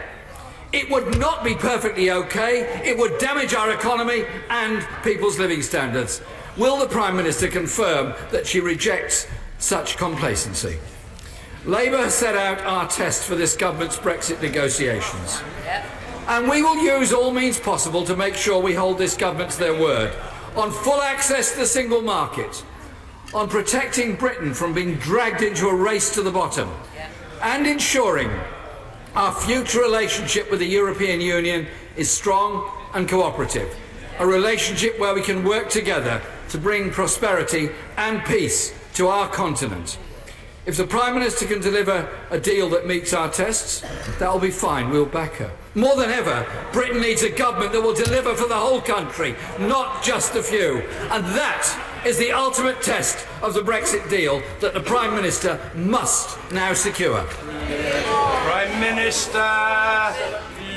Well, I'm grateful to the Right Honourable Gentleman for, when he got to his feet, saying that the Labour Party respected the outcome of the referendum and the process that is now underway. He said the next steps are the most crucial, the most important, and of course we now enter that formal process of negotiation. It does seem, however, that the message that he's said today hasn't got through to the whole of his front bench. I understand that this morning, as the Cabinet met to approve our course, his Shadow International Trade Secretary tweeted a photo of me signing the A50 letter and claiming I was signing away our country's future. So I'm afraid that's what we see from Labour all too often, talking down Britain, desperate for the negotiations to fail, and out of touch with ordinary working people. Now, he's referred to the tests, which I'll come on to. He asked me specifically about EU nationals. I have expressly referred to this in the letter to President Tusk and made it clear that I would hope that we could deal with this issue of EU nationals here and UK nationals in other member states at as early as possible a stage in the negotiations. As I've said in this House before, I believe there is goodwill on both sides to do that. Now, he mentioned the Labour Party's tests, which they've set out for the negotiations, and I've been looking at those tests because actually there are principles that the government has time and time again said we're determined to meet. So he asked, will the final deal ensure a strong and collaborative future relationship with the EU? Yes, and in my letter to President Tusk, that's exactly what I set out our intentions to be. Will it deliver the same benefits we currently have as members of the Single Markets and Customs Union? We've been clear that we want to get the best possible deal and free and frictionless trade. Will the deal protect national security and our capacity to tackle cross-border crime? Yes. Will the deal deliver for all regions and nations of the UK? We've been very clear that we're taking all nations and regions into account, as I say in the letter to President Tusk. And as I've said earlier in answer to questions in PMQs, we expect that as powers are repatriated, the devolved administrations will see a significant increase in their decision-making. His fifth test was, will the deal defend rights and protections and prevent a race to the bottom. Well, we've been very clear that workers' rights will be protected. It's not something that's up for negotiations under this government, and he should perhaps listen to his own Mayor of London, who has said, to give credit to the government, I don't think they want to weaken workers' rights. There's been some anxiety. I've seen no evidence, from the conversations I've had with senior members of the government, that that's their aspiration or their intention or something they want to do. But there is a sixth test that the Labour Party has set out, which I don't think the Right Honourable Gentleman specifically mentioned. And perhaps that's because of the confusion in the Labour Party. Because the sixth test is, will the deal ensure fair management of migration? And what we see on that is a confused picture from the Labour Party. The Shadow Home Secretary says freedom of movement is a worker's right. And the Right Honourable Gentleman himself said the following: Labour is not wedded to freedom of movement for EU citizens as a point of principle, but I don't want that to be misinterpreted, nor do we rule it out. Little wonder nobody has any idea what the Labour Party's position on that issue is. As I said earlier, on today of all days, we should be coming together. We should be acting the ambition for our country for the future. We should not be talking down the negotiations as he does. We should set out our ambition, our optimism and our determination to get the best possible deal for everybody in the United Kingdom. Sir William Cash. Thank you, Mr. Speaker. The Leader of the Opposition's remarks were breathtaking. For decades, from Maastricht onwards, he voted with us over and over and over again. Today, Mr. Speaker, is a historic day indeed. Can my right honourable friend reaffirm that at the very heart of this letter lies the democratic decision in the referendum of UK voters given to them by a sovereign act of Parliament by 6-1 in this House, enabling the British people to regain their birthright to govern themselves, for which people fought and died over generations. The referendum was then followed by a massive majority of 372 in this House of Commons on the third reading of the withdrawal bill itself. Trade and cooperation, yes. European government, no. Well, I think I can give my honourable friend the reassurance that he seeks. If I just quote from the very opening paragraph of my letter to President Tusk, the very first line is to reaffirm that on the 23rd of June last year, the people of the United Kingdom voted to leave the European Union. But I go on to say that we do want the European Union to succeed and prosper. The vote was not a rejection of the values we share as fellow Europeans. Instead, the referendum was a vote to restore, as we see it, our national self-determination. Mr. Angus Robertson. It's important for everybody to remember on this day that in the referendum on the European Union, the people of Scotland voted by 62% to remain in the European Union. Every single local government area in the country voted to remain in the European Union. Mr. Speaker, this happened 2 years after Scottish voters were told that they had to vote no to Scottish independence to remain in the European Union. Yet ironically, this is exactly what will happen now. Because of the majority elsewhere in the United Kingdom, its will being imposed on the people of Scotland. Now, last year, Mr. Speaker, I have raised repeatedly in this chamber, the Prime Minister made a commitment to a UK-wide approach, an agreement with the governments of Scotland, of Wales and of Northern Ireland. And since then, the Scottish Government has published a compromise suggestion. At its heart, a differentiated plan that could satisfy people in Scotland and the rest of the UK. The Prime Minister could have said, that she would try to seek an agreement with European partners on the plan which could have protected Scotland's place in the European market, but she didn't. The Prime Minister could have taken the views of the Scottish, the Welsh and the Northern Irish government seriously, and she could have reached an agreement before triggering Article 50 as she promised. She did not, and she does not have... Order, I apologise for interrupting the Right Honourable Gentleman. We cannot have side exchanges taking place while the Right Honourable Gentleman should have the floor. Yes, I'm perfectly capable of seeing whence the disruption hailed, and I hope it will not persist. The Honourable Gentleman has important responsibilities in the Government Whip's office and is normally the embodiment of courtesy, to which I know he will now return. Mr Angus Robertson. Thank you, Mr Speaker. And we on these benches have become accustomed to the views of members on the other side of the House being incapable of understanding that the people of Scotland voted to remain in the European Union. The Prime Minister promised. Do honourable gentlemen and ladies opposite understand that we have televisions in Scotland, that viewers in Scotland can see the discourtesy from the benches opposite? They don't like to hear it, but listen, they must. The Prime Minister promised an agreement. There is no agreement. She has broken her word. And as Scotland's members of Parliament, we have been sent here with a mandate to stand up for the people of Scotland. It's a mandate that the Prime Minister does not enjoy. 58 out of 59. 58 out of 59 MPs from Scotland voted against triggering Article 50. The Scottish Parliament voted against the triggering of Article 50. The Scottish Government was against the triggering of Article 50 before an agreement. And what has this government done? It has carried on blithely, ignoring the views of people in Scotland and its democratically elected representatives. And, Mr Speaker, Europe is watching, and it is watching the way that this government treats parts of the United Kingdom that voted to remain with Europe. Mr Speaker, the UK government had a mandate to hold a Brexit referendum. We accept that.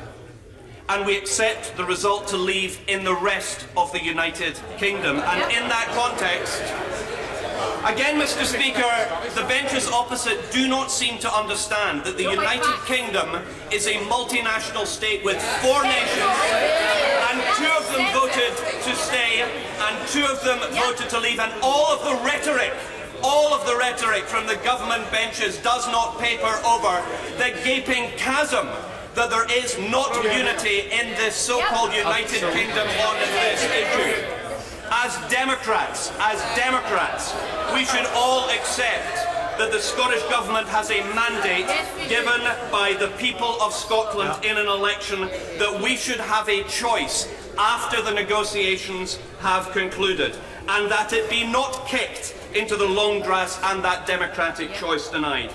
Yesterday, the Scottish Parliament voted by 69 to 59 that people in Scotland should have that choice. Will the Prime Minister confirm that she will recognise the democratic right of the people to make their own choice after negotiations have concluded? Mr Speaker, the Prime Minister says that she thinks that Brexit will bring unity to the United Kingdom. It will not. On this issue, it is not a United Kingdom, and the Prime Minister needs to respect the differences across the nations of the United Kingdom. If she does not, if she remains intransigent, and if she denies Scotland a choice in our future, she will make Scottish independence inevitable.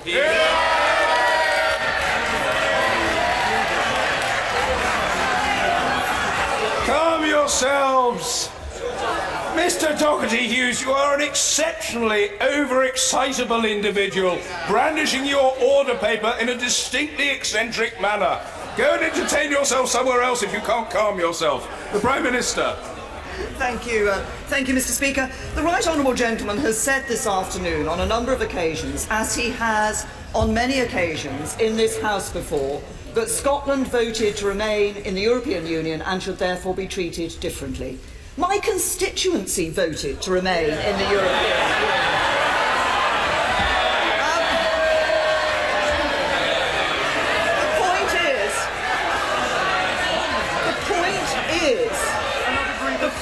is that we are one united kingdom.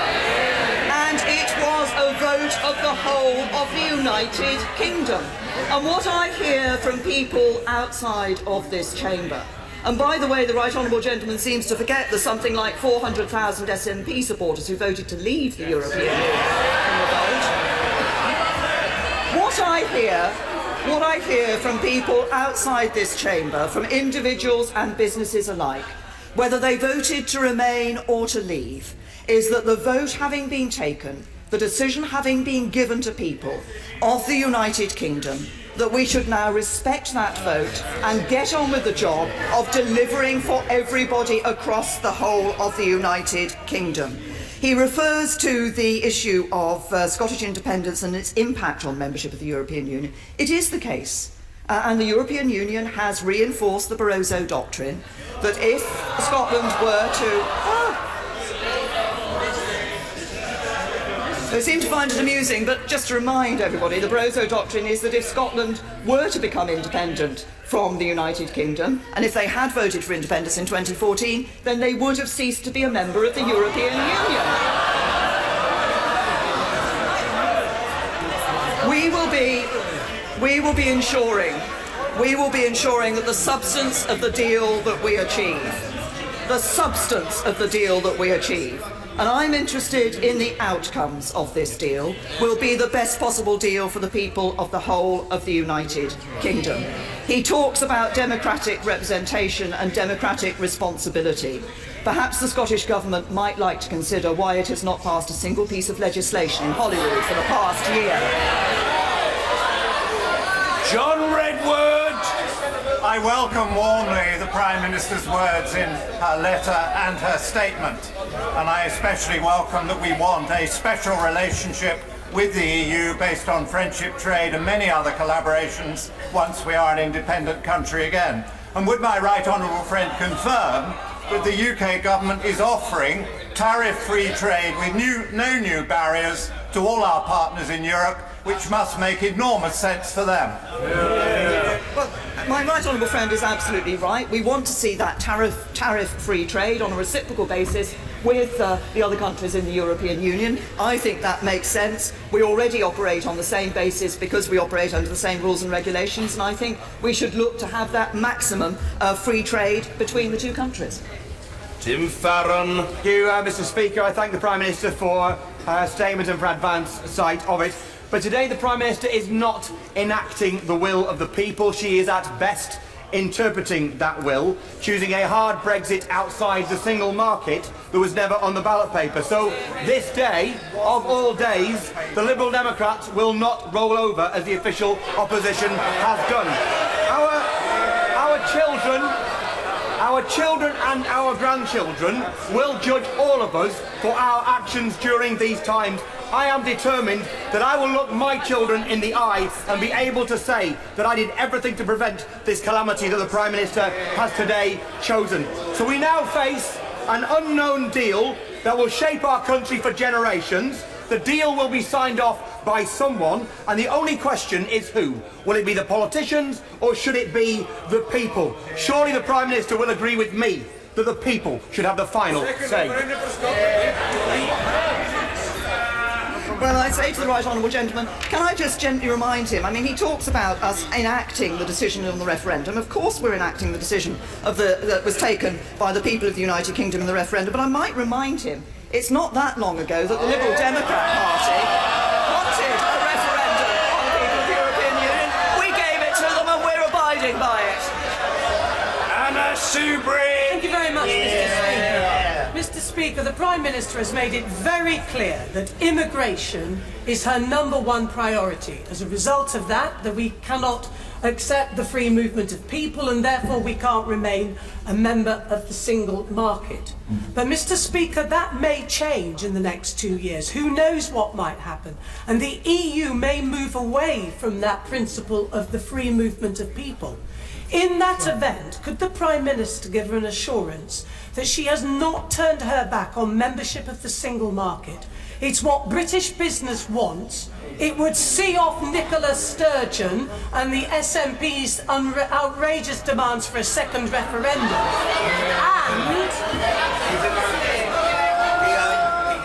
And wished a while, and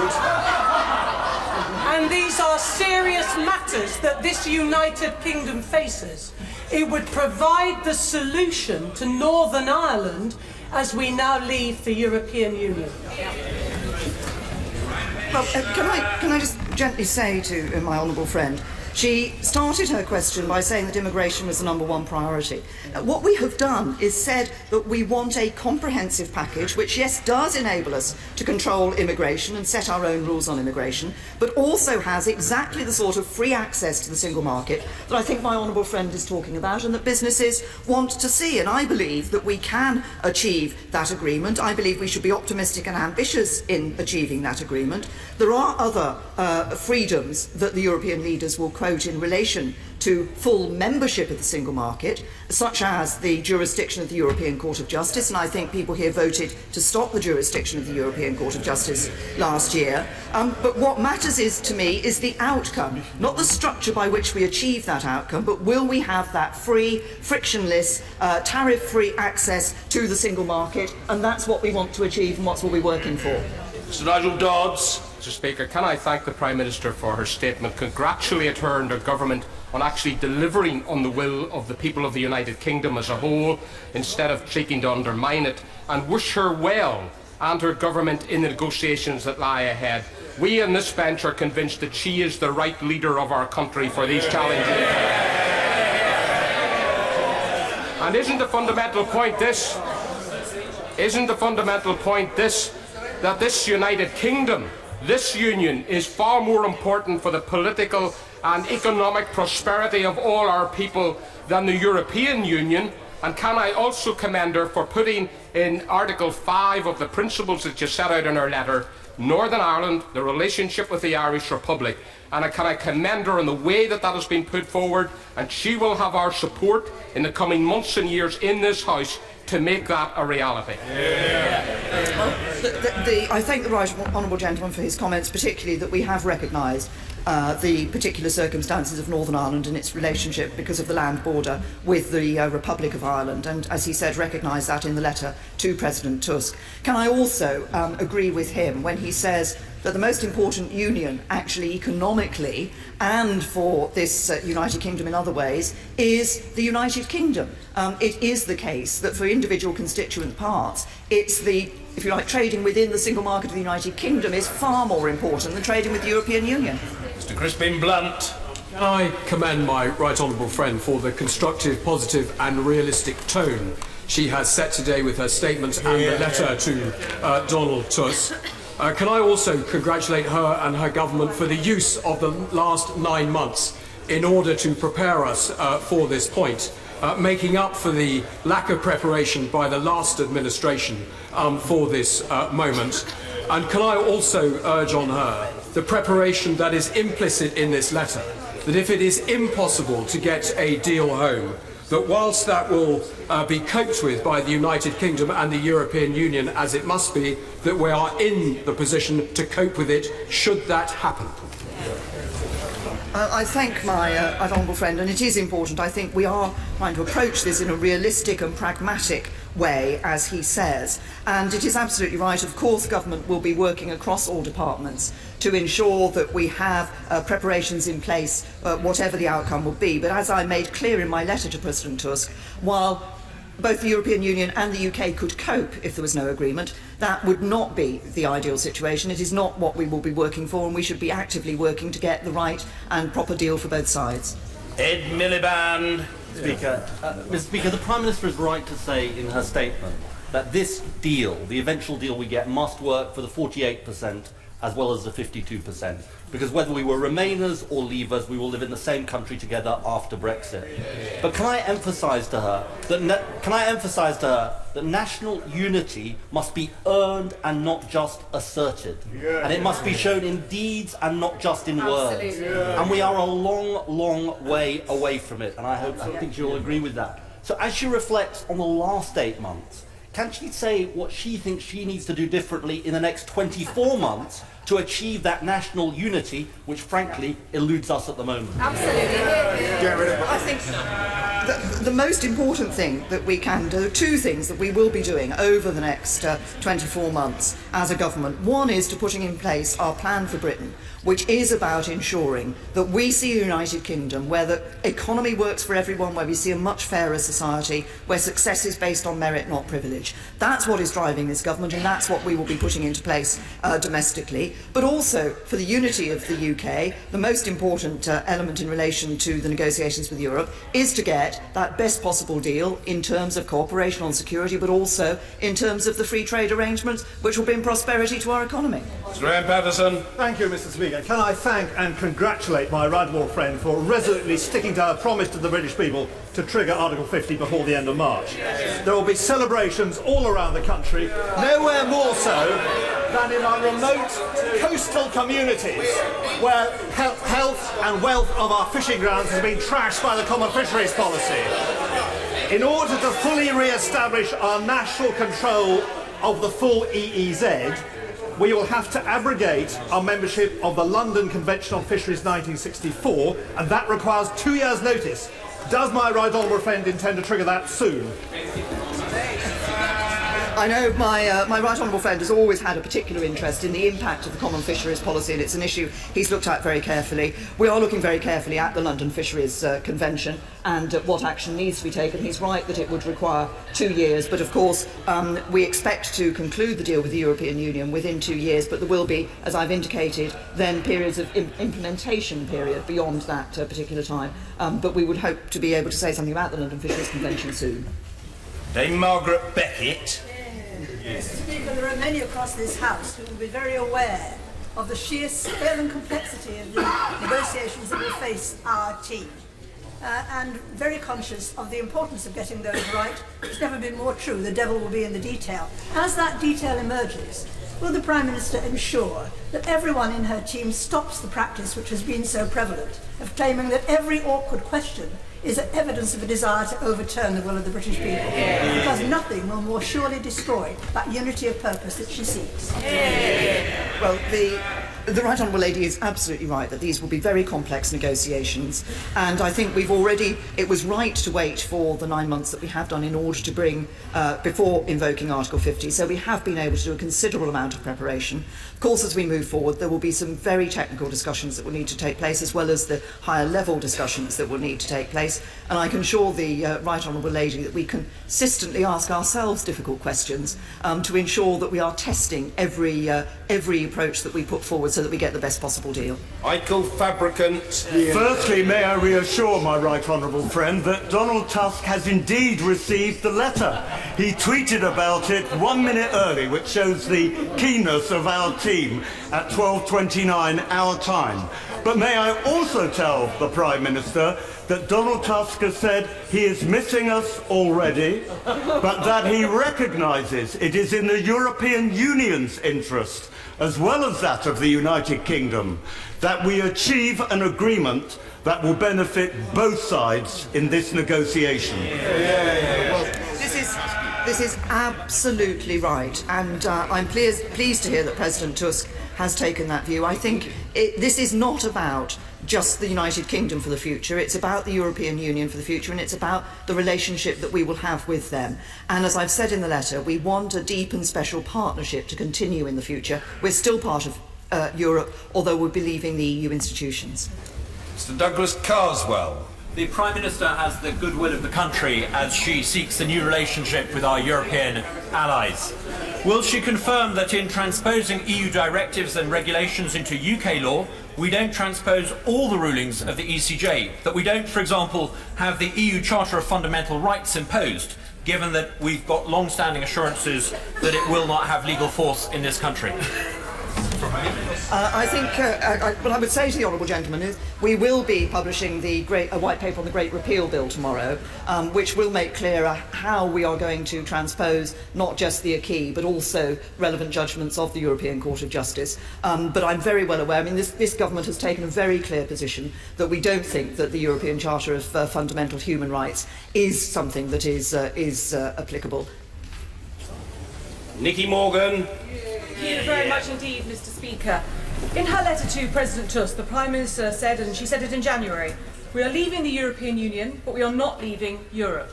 She will know that 16.1 million people last June voted to do neither. But the result is as it is and needs to be honoured. Could my right honourable friend say how she is going to keep Parliament fully engaged, this Parliament, throughout that process, and also that she will do her utmost to secure a trade deal that we can all support, and she will not listen to the siren voices who seem to think that no deal is a good option. I'm very happy to give the reassurance to my right honourable friend. I want to secure a really good trade deal for the United Kingdom with the European Union. I also want us to be able to secure trade deals with countries around the rest of the world, but we do want to ensure, and we start off from a good position because of course we're operating on the same rules and regulations as the European Union, that we get that really good trade deal with the EU. There will be significant opportunities for this House and this Parliament to consider issues as we go forward through the next 2 years. Of course, the Great Repeal Bill itself will be a matter for debate and consideration in this House. There will also be some subsequent pieces of legislation that are required as a result of the decision to leave the European Union, which will come before this House, and we will make every effort to keep this House informed as we go through. I've always said we will be clear, we will give clarity where we are able to do so. Hilary Benn. Thank you very much, Mr. Speaker. The Prime Minister will no doubt recall the referendum speech she made last April, in which she said, "The big question is whether in the event of Brexit we would be able to negotiate a new free trade agreement with the EU and on what terms." Given that the European Union appears to want to start the negotiations by talking only about money, and given that there are about 18 months to go, how is the Prime Minister going to ensure that there is sufficient time to reach that agreement, to provide tariff and barrier-free trade and access to the European market for our services that she has promised Britain's businesses that she will bring back from the negotiations? Of course, as the right honourable gentleman will be aware, we don't yet know how the European Council will choose to frame the negotiations. They will be meeting on the 29th of April to determine that. There will be the two parts, if you like, to the work going forward. One is the process of withdrawal and the terms of withdrawal, and the other is what the future relationship will be. And it's clear in Article 50 that the former should be done in the context of the latter. So I think it is not just reasonable, but entirely right and proper that we look at those two issues alongside each other. As I've said in answer to other questions, the point about a comprehensive free trade agreement is that we won't be operating as a third party, such as Canada, for example, when it started its negotiations with the European Union. We're already operating on the same basis. We already have that free trade between the European Union and the United Kingdom. I believe that that sets us on a better basis on which to start those negotiations, and that it will be possible to get that comprehensive free trade agreement. John Barron. The Prime Minister on our handling of the triggering of Article 50 and indeed respecting the wishes of the British electorate at the referendum. But can I suggest there's another reason to make sure that guaranteeing the rights of EU nationals, both living here and on the continent, should be a very high priority. Not only is it the right thing to do, not only does it establish good intent, but it would be clear to the world, should there be no agreement, that actually that would not be our fault. We would not be using EU nationals as bargaining chips. Well, I'm very clear in the letter that I've sent to President Tusk that we intend the work on the rights of EU nationals and UK nationals living in the EU to be undertaken, to be a part of the negotiations at an early stage. As I've said before, I genuinely believe there is goodwill to do that, and I hope that we will be able to achieve that at an early stage of the negotiations and give the reassurance to both EU citizens living here and UK citizens living in the European Union of their future. Yvette Cooper. The last Prime Minister did not want this day to come, although it did follow from many decisions he took over many years. And he will be remembered as the Prime Minister who unintentionally led Britain out of Europe. This Prime Minister, I know, does not want to see the breakup of the United Kingdom, but she will also know that holding us together requires more than just the rhetoric of unity. So can she say what she will do in both the content and style of her negotiations, not to fuel further division, not to play into the hands of others, but to ensure voices from all over the country are genuinely heard in this debate, so that she does not become the Prime Minister who unintentionally leads the breakup of Britain? First of all, say to the Right Honourable Lady, she referred to the decision on the referendum as one of leaving Europe. It's leaving the European Union. It is not leaving Europe. We want that deep and special partnership with the European Union, and we want, obviously, we will continue to be part of Europe and want to continue to work with our friends and allies in Europe. As we go ahead, we will be continuing to undertake discussions with not just the devolved administrations in the United Kingdom, but with businesses across the United Kingdom, with other organisations across the UK. The government departments are speaking with their interlocutors in a whole range of sectors to ensure that all views and all considerations are taken into account as we go forward in the negotiations. We want to make sure that we fully understand the concerns and interests that people have, and that's why we've already started talking widely with not just the devolved administrations, but also others across the United Kingdom to ensure that we do get those views and take those into account. Mrs. Cheryl Gillan. Can I congratulate my right honourable friend on her resolve in carrying forward the democratic outcome of the referendum. And no matter what the differences are across this House, I can assure her that every single member of this House would wish her well for the negotiations ahead. Now, no matter how those negotiations progress over the coming months and years, can she confirm that the United Kingdom will continue to prioritise cooperation and the exchange of information with the other European countries to ensure that our internal and our external security is not compromised in any way whatsoever? I'm happy to give my right honourable friend that assurance. The security cooperation that we have, the cooperation we have on justice and home affairs matters is very important to us and also to the member states of the European Union. Obviously it's something that I worked closely on when I was Home Secretary, and I can assure her that we will be looking to ensure that cooperation can continue. Now, as we look at the challenges that we face across the globe, now is not the time for less cooperation. Now is the time to ensure that we continue to cooperate and indeed build on that. Dr. Alistair MacDonald. Thank you very much, Mr. Speaker. Could I remind the Prime Minister that Northern Ireland voted 56% to remain? Indeed, my own constituency voted almost 70%.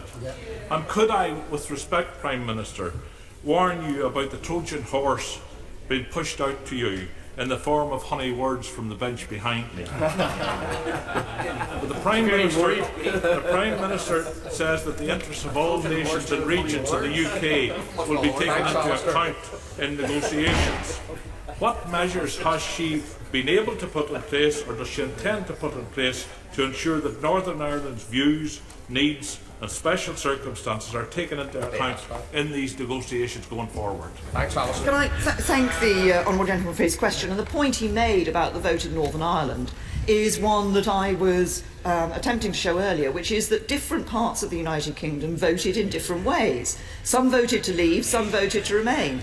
The overall result of the referendum from the United Kingdom was that we should leave the European Union, and that's what we will be doing.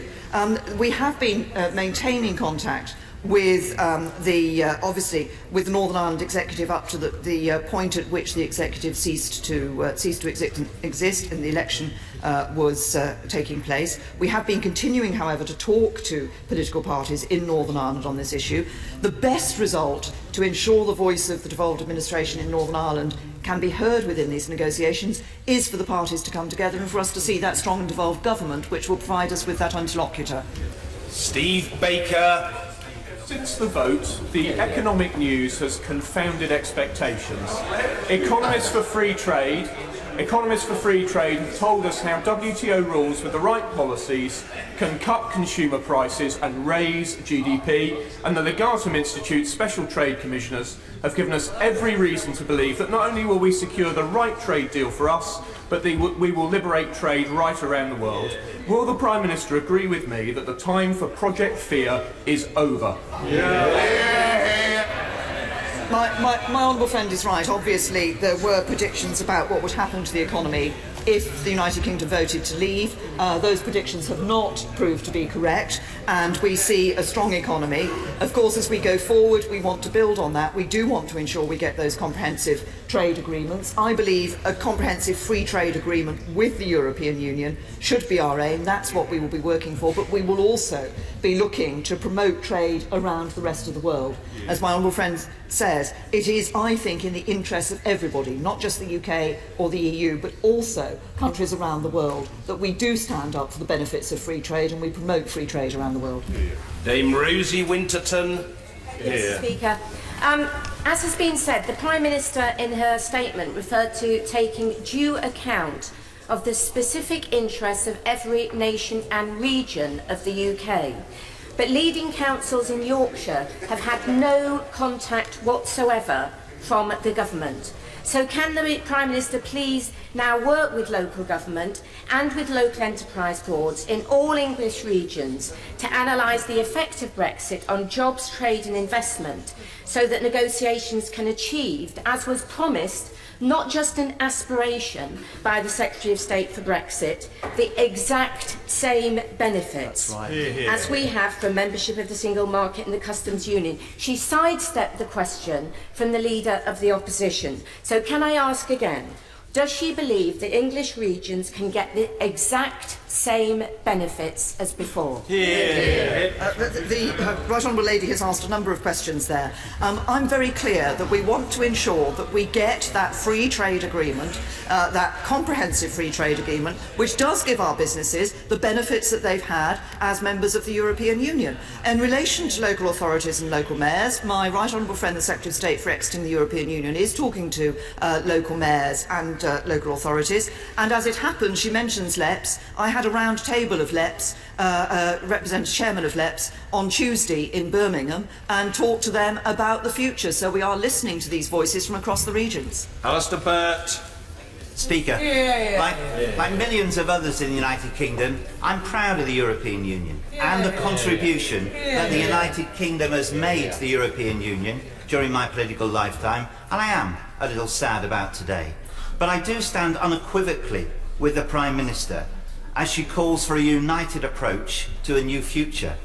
Does my right honourable friend therefore agree with me that in order to make that national endeavour meaningful, that her door and the door of her ministers should always be open to all parties in the House and all sides of this discussion, because for a new script to be written for the European Union and the United Kingdom's relationship, it should be written as much by those who value the European Union as those who've campaigned to leave it.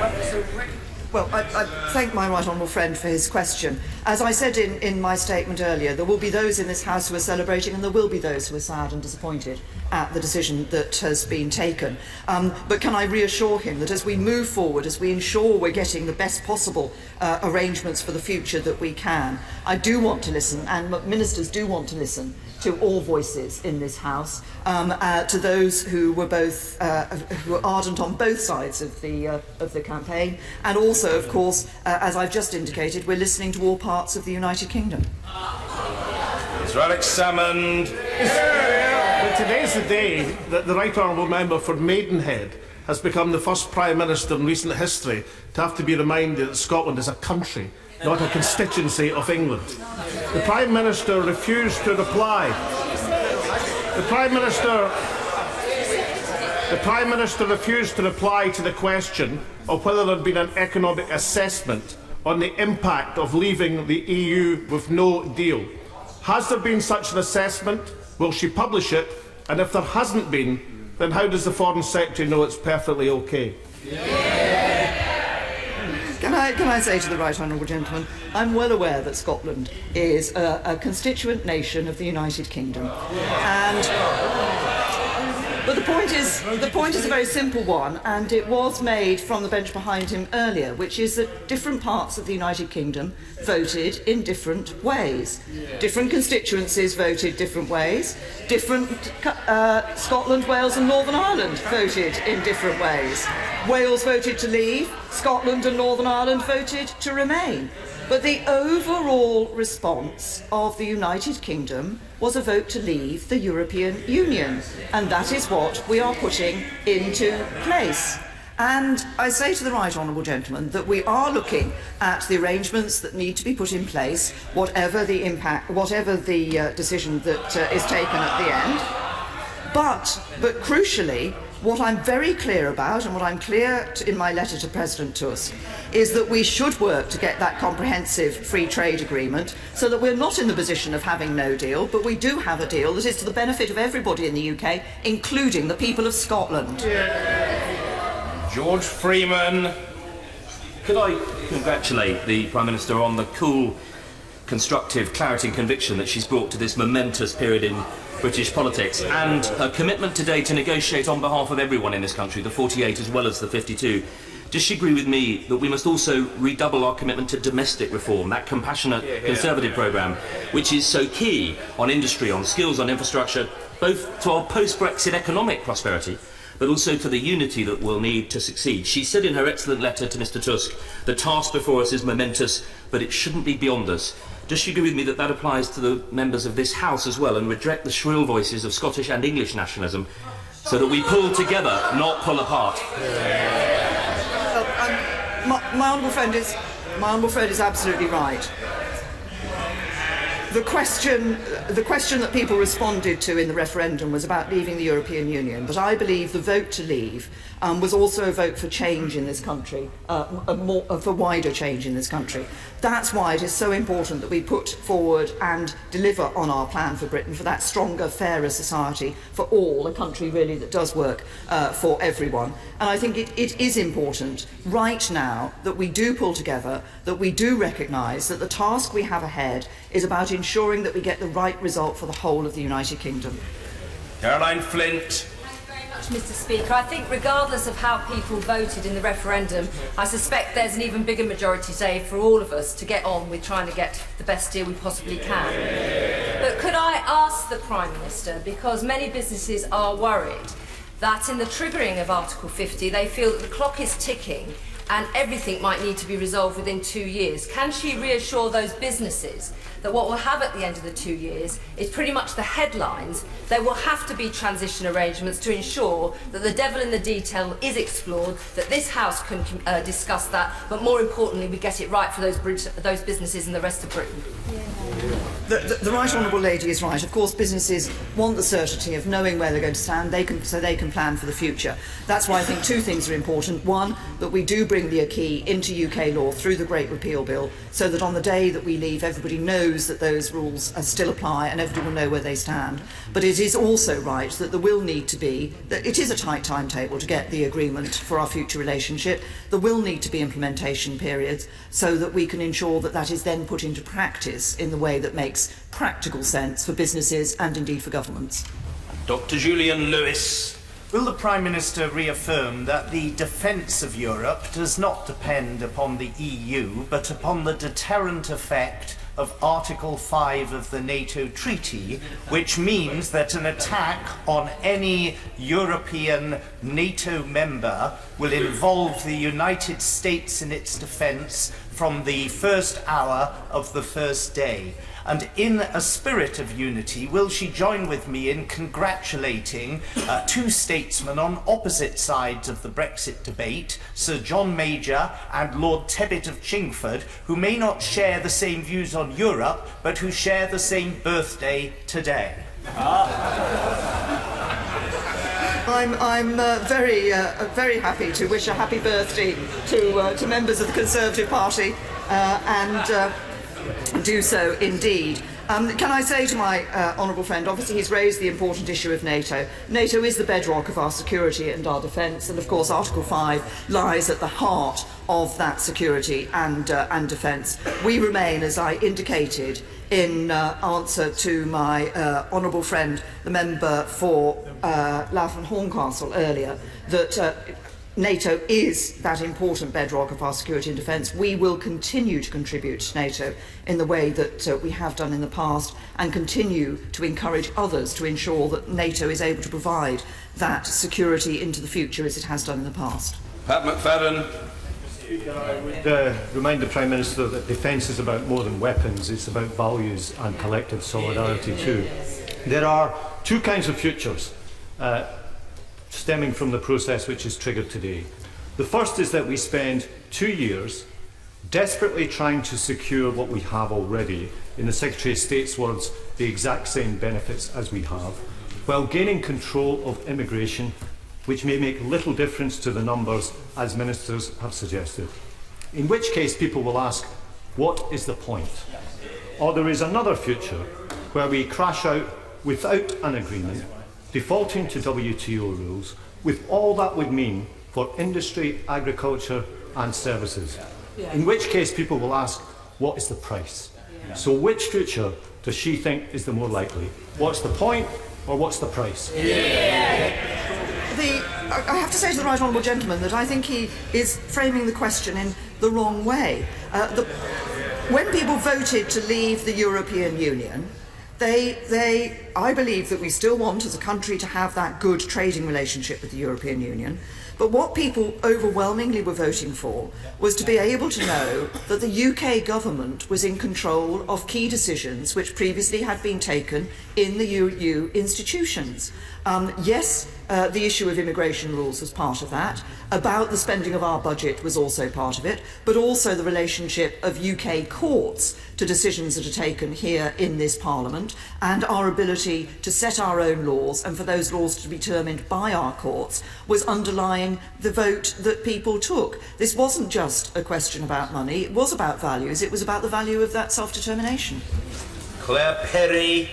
Can I join others in commending the Prime Minister for what I think is a clear, concise and very generous approach to these negotiations, both in her statement today and also in her letter to President Tusk. But she will know that the reason we have a strong economy currently is partly due to the decisions that the previous government took, and partly because nothing has actually changed economically other than the sharp depreciation in our currency. And as we go into a period of really enhanced risk and uncertainty for our country and for businesses, a process which I think she will lead us admirably through, does she not agree with me it is time to start talking facts and sense to the British people rather than rhetoric and ideology, and in particular rejecting the idea that no deal and a reliance on WTO rules would somehow be okay? She, like me, I'm sure, has seen recent research from the National Institute of Social and Economic Research Council that suggests that a WTO deal, despite all the trade deals we want to sign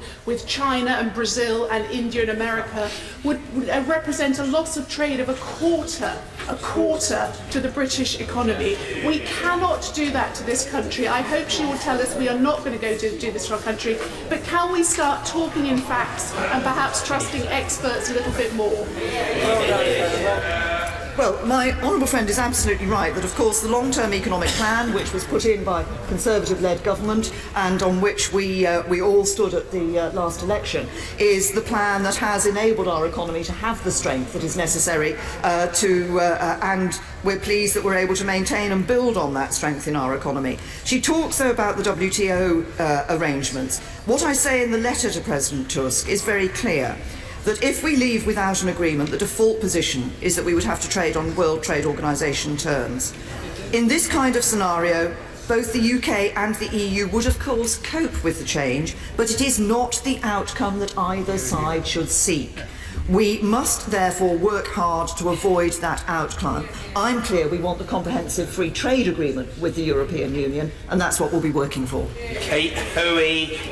Speaker. On what is a genuinely historic day for our country, can I pay tribute to the Prime Minister and indeed to the Brexit ministers for their determination and dedication to get to this stage today to implement the will of the British people. Would she agree with me that there is one area that we should be able to move forward very quickly on in negotiations, and that is getting control of our fishing grounds back?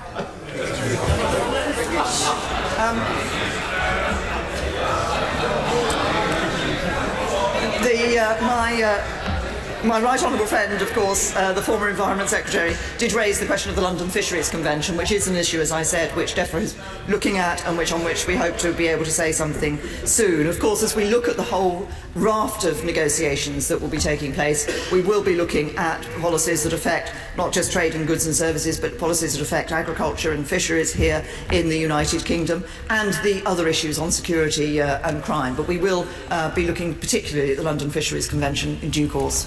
Neil Carmichael. Thank you very much, Mr. Speaker. The Prime Minister's letter to President Tusk is not one I ever hoped to read, but having done so, I welcome the 8 principles. But does the Prime Minister agree with me that to bring those to fruition, it would be very helpful to include all of us in this process? Because, of course, even the most ardent pro-European is actually also incredibly ambitious about this country. I'm very happy to give that reassurance to my honourable friend. I think that what I hope we will see, and what I think, as he's indicated, we will see, is people who were previously on both sides of this argument about leaving the European Union actually now coming together with that ambition for the future. And it's important that we take all views into account as we develop that. Ben Bradshaw.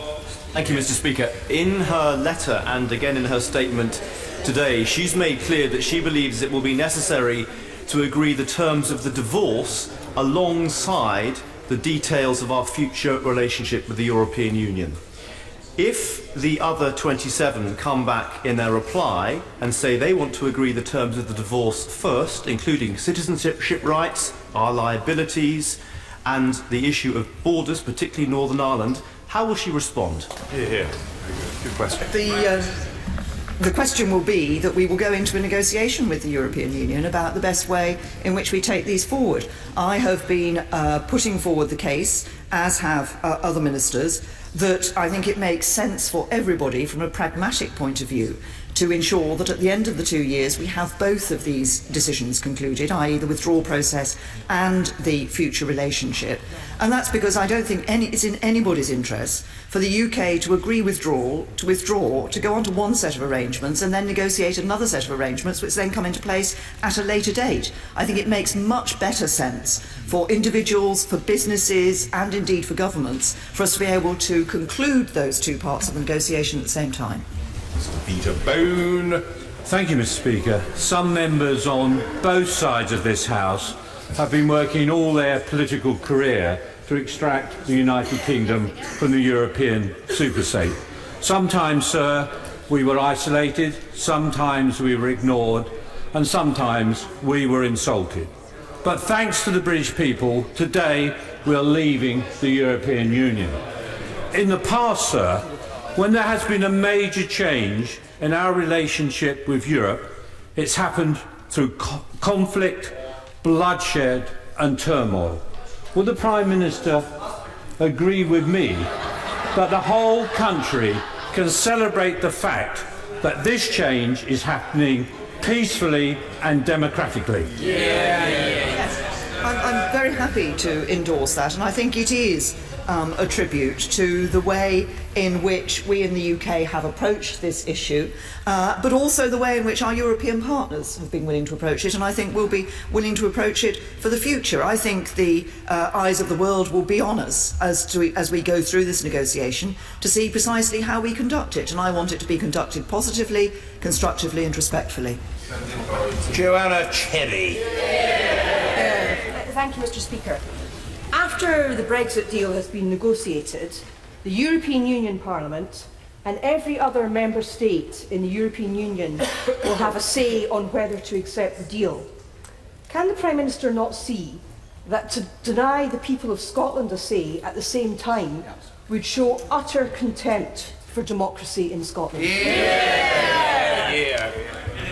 We've been very clear that there will be a vote in this Parliament on the when we come back with a deal from the European Union, that will take place. It will be in both houses of this Parliament.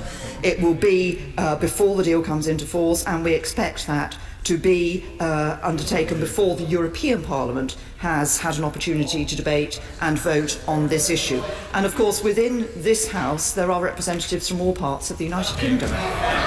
Jacob Rees-Mogg. Does my right honourable friend recall the words of Francis Drake? There must be a beginning of any great matter, but the continuing unto the end until it be thoroughly finished yield the true glory. Now I wish my right honourable friend good luck and good fortune in her negotiations until she comes to true glory and is welcomed back to this House as a 21st century Gloriana.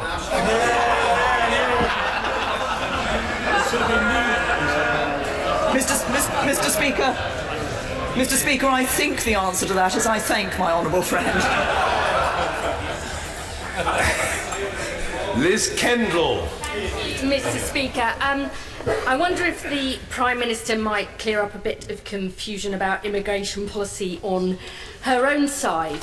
The Times reports that the International Trade Secretary is now arguing for more immigration from countries that are outside the EU in return for striking new trade deals. Does the Prime Minister agree? The government has a clear position on the work that we are doing to reduce net migration into this country. Leaving the European Union will enable us to introduce rules in relation to those people who are moving from the European Union member states into the United Kingdom, but we continue to ensure that we are bearing down on abuse in our immigration system and having the rules that we believe are right to ensure we can continue to bring the brightest and the best here to the UK. Dr. Tania Mathias. Very much, Mr. Speaker. May I thank the Prime Minister for his statement and for being very clear we are not leaving Europe. For being very clear, we seek to guarantee the rights of EU citizens in our country. And when she says as early as we can, does the Prime Minister agree with me as a fellow European that as early as we can means today? Well, we will be, of course, in terms of the negotiation, because I want reciprocal rights in terms for EU citizens and UK citizens, it isn't just about what we say the time should be for that discussion. It will be for the European Union remaining 27 member states to negotiate with us on that. We need that reciprocity, but I believe there is a goodwill there, and I'm hopeful that we will be able to start this at an early stage of the negotiations. Mr. David Winnick. Made by some members to the British people, isn't it important to recognise that the large majority of people of this country are not fanatically for or against the UK being in the European Union?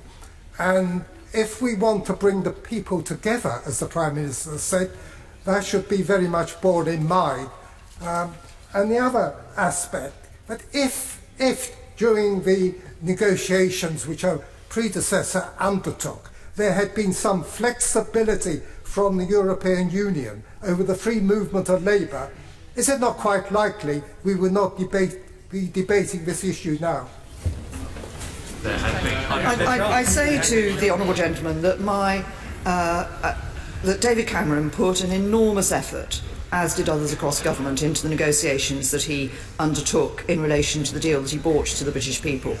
But the assumption that the honourable gentleman has made is that the only issue on which people voted on was free movement. I don't think that's right. I think it was a key issue in that people wanted control of borders, but I think it was about more than that. I think it was about control of our laws, it was about control of our money, and it was about self-determination. I think that was what was driving the decision. Seema Kennedy. Thank you, Mr. Speaker. Many vegetable growers in South Ribble are reliant on migrant labour and easy access to European markets for their exports. Can my right honourable friend reassure my constituents that British farming will be a priority in her and her team's negotiations? Very good. I can assure my honourable friend that the Secretary of State for the Department for Environment, Food and Rural Affairs is looking very closely and working very closely with farming communities across the whole of the United Kingdom on the interests that they have for the future and the arrangements that will be put in place once we leave the Common Agricultural Policy. Kelvin Hopkins. Speaker, can I say, Mr. Speaker, that I welcome the triggering of Article 50, as it will make possible the future democratic socialist future which I and many others have struggled all our lives. The Prime Minister would be aware that we have a trade deficit with the EU of over £60 billion a year, another deficit of around £20 billion a year on investment income and remittances, and we pay over £10 billion a year as our contribution to the EU budget. This is a total of £90 billion, a huge sum, roughly equivalent to £6,000 a year for a family of 4. Does this not put Britain in a very strong position in the negotiations specifically about trade? Well, I think we are in a good position in relation to the negotiations in relation to trade. I think that's because of the benefits of trade that the companies in the European Union member states see, their ability to trade into the United Kingdom, and I believe that there is real benefit on both sides in this negotiation to get a good trade deal for both of us. Rebecca Powell. Thank you so much, Mr. Speaker, and may I wholeheartedly welcome the Prime Minister's message of looking forward with optimism and hope. Without this kind of a view, I for one would certainly never have made it to this place, and today my heart is tinged with a little sadness, but we must always aim for better, and I welcome wholeheartedly the tone and spirit of the Prime Minister's words today. But with this in mind, would she agree with me that it is crucial that all sectors are treated fairly in future negotiations, and in the South West, where food, farming and agriculture are our biggest sector, this sector must not be sold or traded at the expense of other sectors? Well, I say to my honourable friend, we are working hard across all government departments to ensure, as I said, that the interests of different parts of the United Kingdom are taken into account. We recognise that the value of certain sectors and jobs varies according to different parts of the United Kingdom, and there are parts, such as he says, in the South West, where food and farming are a particularly important element, and I can assure her that we will be looking for a comprehensive package that will provide a good deal for everybody across the UK. Stephen Kinnock. Thank you, Mr. Speaker. In her letter to Donald Tusk, the Prime Minister says, if we leave the European Union without an agreement, we would have to trade on World Trade Organization terms. In security terms, a failure to reach agreement would mean our cooperation in the fight against crime and terrorism would be weakened.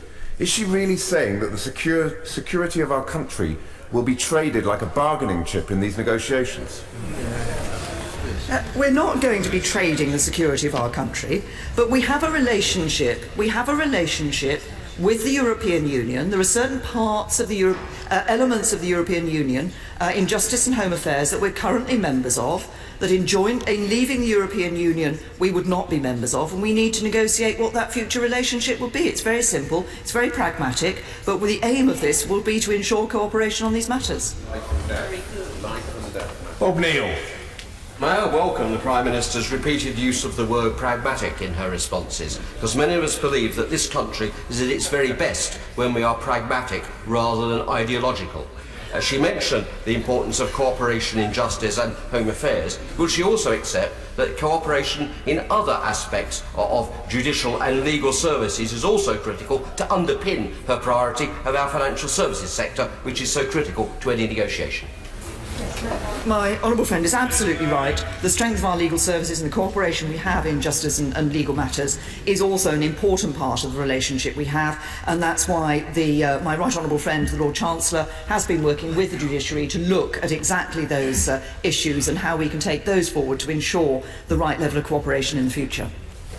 Hal Williams. Thank you, Mr. Speaker. I thank the Prime Minister for advance sight of the statement. She referred to the British spirit and to a fairer, united Britain. But fairness is just that, the proper respect for all views from all parts of the island. Not just, as she puts it, taking into account specific interests of nations and regions beforehand, not just consulting about which repatriated powers should stay in Westminster, and which should be dribbled down whilst she drives through her extreme version of Brexit. Mr. Speaker, as we leave the European Union, there must be a better way than just her way. He refers to my vision for Brexit. As I've made very clear this afternoon in this House and elsewhere, we want to get that comprehensive free trade agreement. We want good security cooperation. We want good security on justice and home affairs matters. That's what's in the letter to President Tusk. I don't consider that to be an extreme view of Brexit. I consider that to be a good deal for the United Kingdom. Craig McKinley.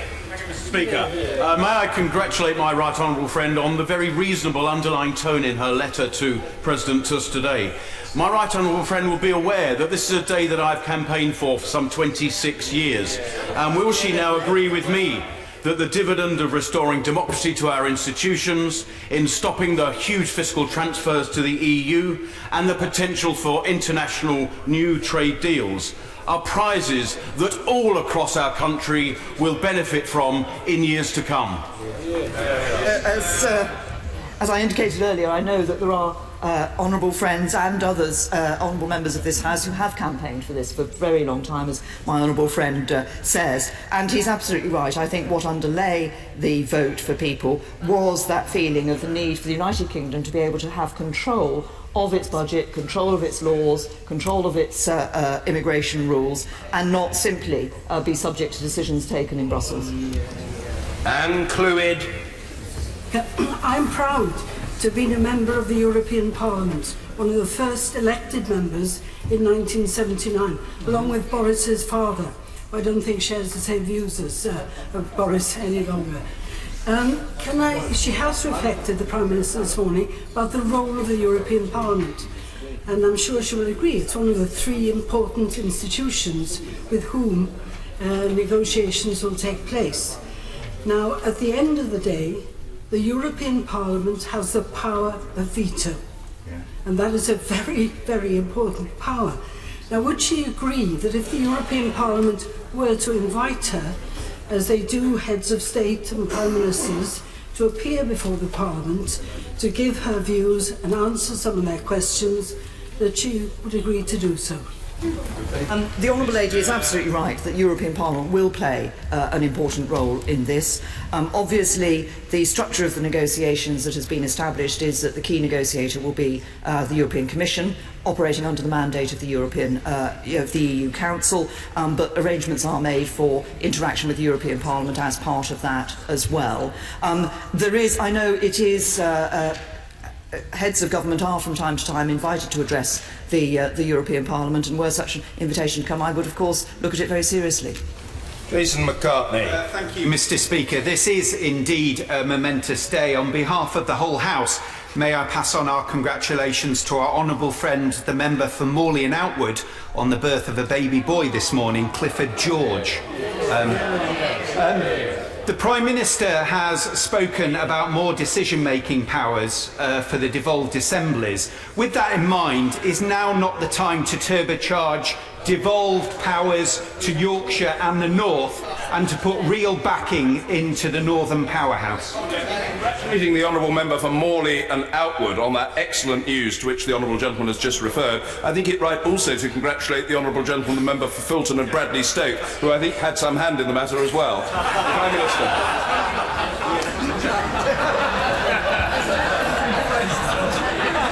Well, he had a role anyway. Prime Minister. Thank you. Thank you, Mr. Speaker. I'm glad I didn't have to give the clarification of your statement. Indeed, I would like to congratulate both my honourable friends on the birth of Clifford George this morning. I'm sure the whole House will send their best wishes to mother and father, and to their baby son.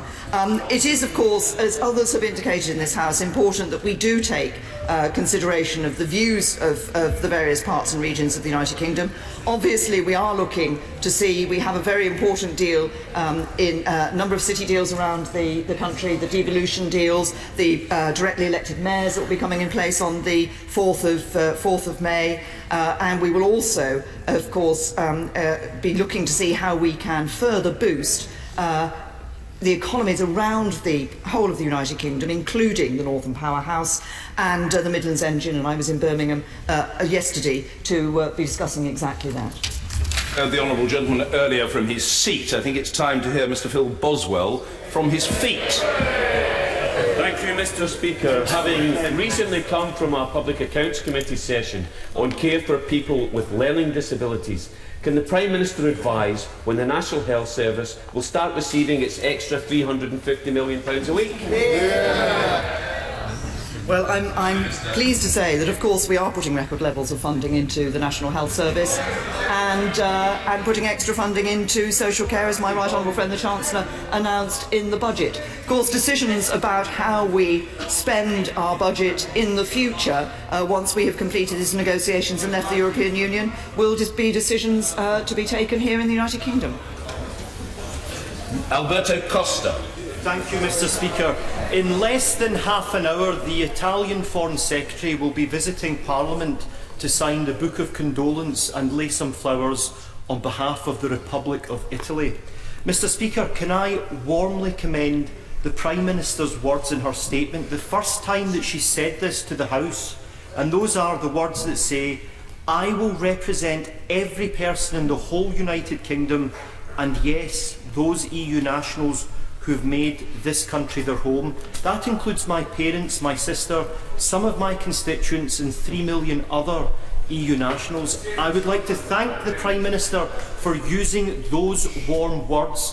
Today marks a coming of age for her. She is showing this House and the country that she is the right leader at this momentous time for the country. I thank my honourable friend for his remarks, and of course he has taken a particular interest in the position of EU citizens living here in the United Kingdom, and I'm pleased to confirm that as I negotiate, I will be negotiating for everybody in the United Kingdom, including those EU citizens, and as I have repeated in the letter to President Tusk, I expect and hope that we'll be able to look at that issue of the rights of EU citizens living here and UK citizens living in the EU at an early stage of the negotiation. Mr. Barry Sherman. Can I remind the Prime Minister that at one stage both she and I were Remainers. I remain very much a Remainer. I'm a passionate European, and I believe that she should take careful note that the large number in this country that valued European citizenship. And why? Because it delivered over many years peace, prosperity and security. Will she assure this House that those priorities will be maintained in all the negotiations going forward?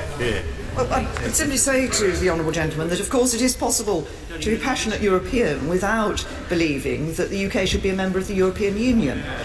This is a difference in terms of the values that we share, working together cooperatively across Europe on the issues that he raises, and that is important. Of course, I do believe, as these benches do, that the key determinant of security and defence across Europe has been NATO. We continue to play our part in NATO, but I recognise that those on the continent of Europe, there are those on the continent of Europe who also very much feel that for them the EU has been part of that process of delivering security and peace in the future. I want to ensure that we can continue to work together so that we continue to see peace and security across our European continent. I think I'll call the fellow wearing the Elgar tie, Sir Gerald Howarth. Mr. Speaker, although she did indeed support the Remain side during the referendum campaign last year, nevertheless, the Prime Minister has demonstrated outstanding leadership to our country in implementing the will of the British people. So, on this historic day, recalling, of course, Sir Edward Elgar, but having campaigned myself in 1975 to leave the common market, may I say to my right honourable friend how much I salute her determination to unite the country in securing the very best deal, not only for the United Kingdom, but for our European partners as well. I thank my honourable friend for his remarks. I know that he has been campaigning long and hard on this issue over the years, but I think it is right that we should come together now and get that best possible deal for the UK. Seema Malhotra. Speaker, I also want to put on record how proud I am of what we have achieved as members of the European Union, not just in terms of our security and the economy, but also peace between our nations, which twice in the last century have been at war. We know that there is more than one way to Brexit, and the next 2 years will be clearly a big debate about the trade-offs we will need to make. We also know the Prime Minister wishes to ensure the future prosperity of Britain. So far, however, there has been no economic assessment of the government's plans. Will the Prime Minister confirm that an economic assessment will be published with the final deal and that it will compare the outcomes expected both to what we have now as well as to the prospect of no deal? The Honourable Lady asked me to make a comparison of what we have now. Of course, we have decided to leave the European Union and therefore to change our relationship with the European Union. But we will make sure that when it comes to the vote in Parliament on the deal that we're putting forward, that Parliament has the necessary information. Ben Howlett. Speaker, this is a day which neither I or the vast majority of my constituents wanted to see. However, may I commend the Prime Minister for her statement and also for her tone in the letter to President Tusk. I fully support the Prime Minister's objective of delivering a comprehensive free trade deal on goods and services with the EU. And let's be clear, no deal would be a bad deal. But what more can this House do to help her deliver her aims in the interests of both Britain and the European Union? I think, thank you. I think that the task that this House will have of putting through necessary legislation of the Great Repeal Bill and other legislation that we put through will of course be an important part of that process of being able to deliver on the deal that we need at the end of this negotiation that we are entering into. And I have every confidence that members from all parts of the House and from all views and all sides of the argument in the past will come together and will ensure that we work together to get the best possible deal. Mr. Angus Brendan McNeill.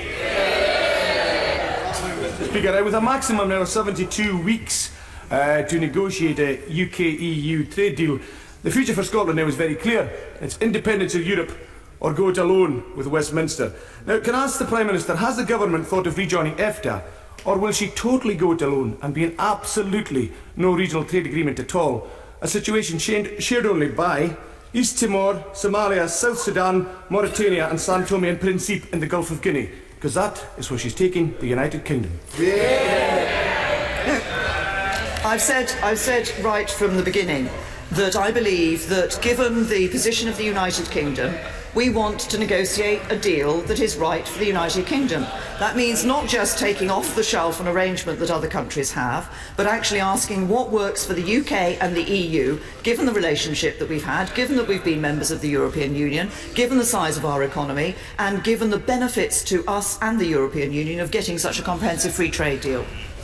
Antoinette Sandbach. Thank you, Mr. Speaker. Can I warmly welcome the tone of the Prime Minister's letter to President Tusk and wish her every success in achieving free and frictionless trade.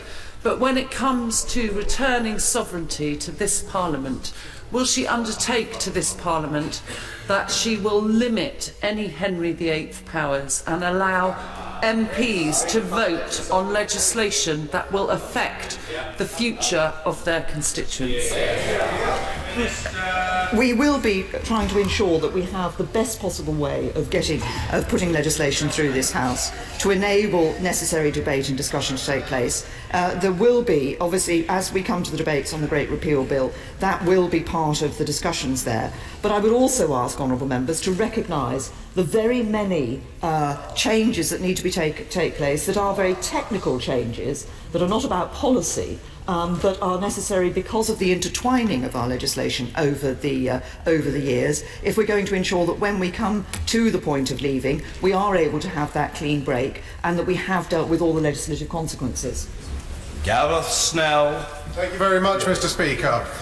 I'm sure when the Prime Minister went to the polling station on the 23rd of June last year and cast her vote for Remain, she had at the forefront of her mind stability for British industry. And Mr. Speaker, in the recent by-election, the Prime Minister wrote to thousands of constituents in my constituency, highlighting the plan that she said her party would have for the ceramic industry. The ceramic manufacturers in Stoke-on-Trent, Mr. Speaker, make the best pottery in the world, but what they now need is stability and confidence so that they can reach their growth targets and create jobs.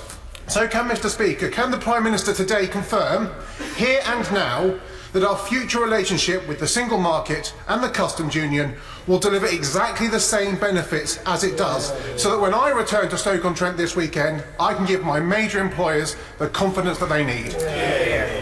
I have to say to the honourable gentleman that the answer I give him will be the answer that I have given throughout this statement, and indeed have given in the past. We will be working for that comprehensive free trade agreement which will enable businesses to trade freely with the European Union single market and to trade in both goods and services with the European single market. That is what we want to achieve. I recognise the need for business to have as much certainty as possible, as soon as possible. One of the things that is in the letter, which I know business has been asking for, is the concept of the implementation period, so that there isn't a cliff edge when we leave, so they are able to put any new arrangements into place and have notification of that. And that's exactly what I've suggested to President Tusk. We should at an early stage agree will be a principle that we will abide by. Ah yes, a Canterbury knight, Sir Julian Brazier. Thank you, Mr. Speaker. In strongly welcoming my right honourable friend's statement, could I particularly welcome what she said about remaining good Europeans?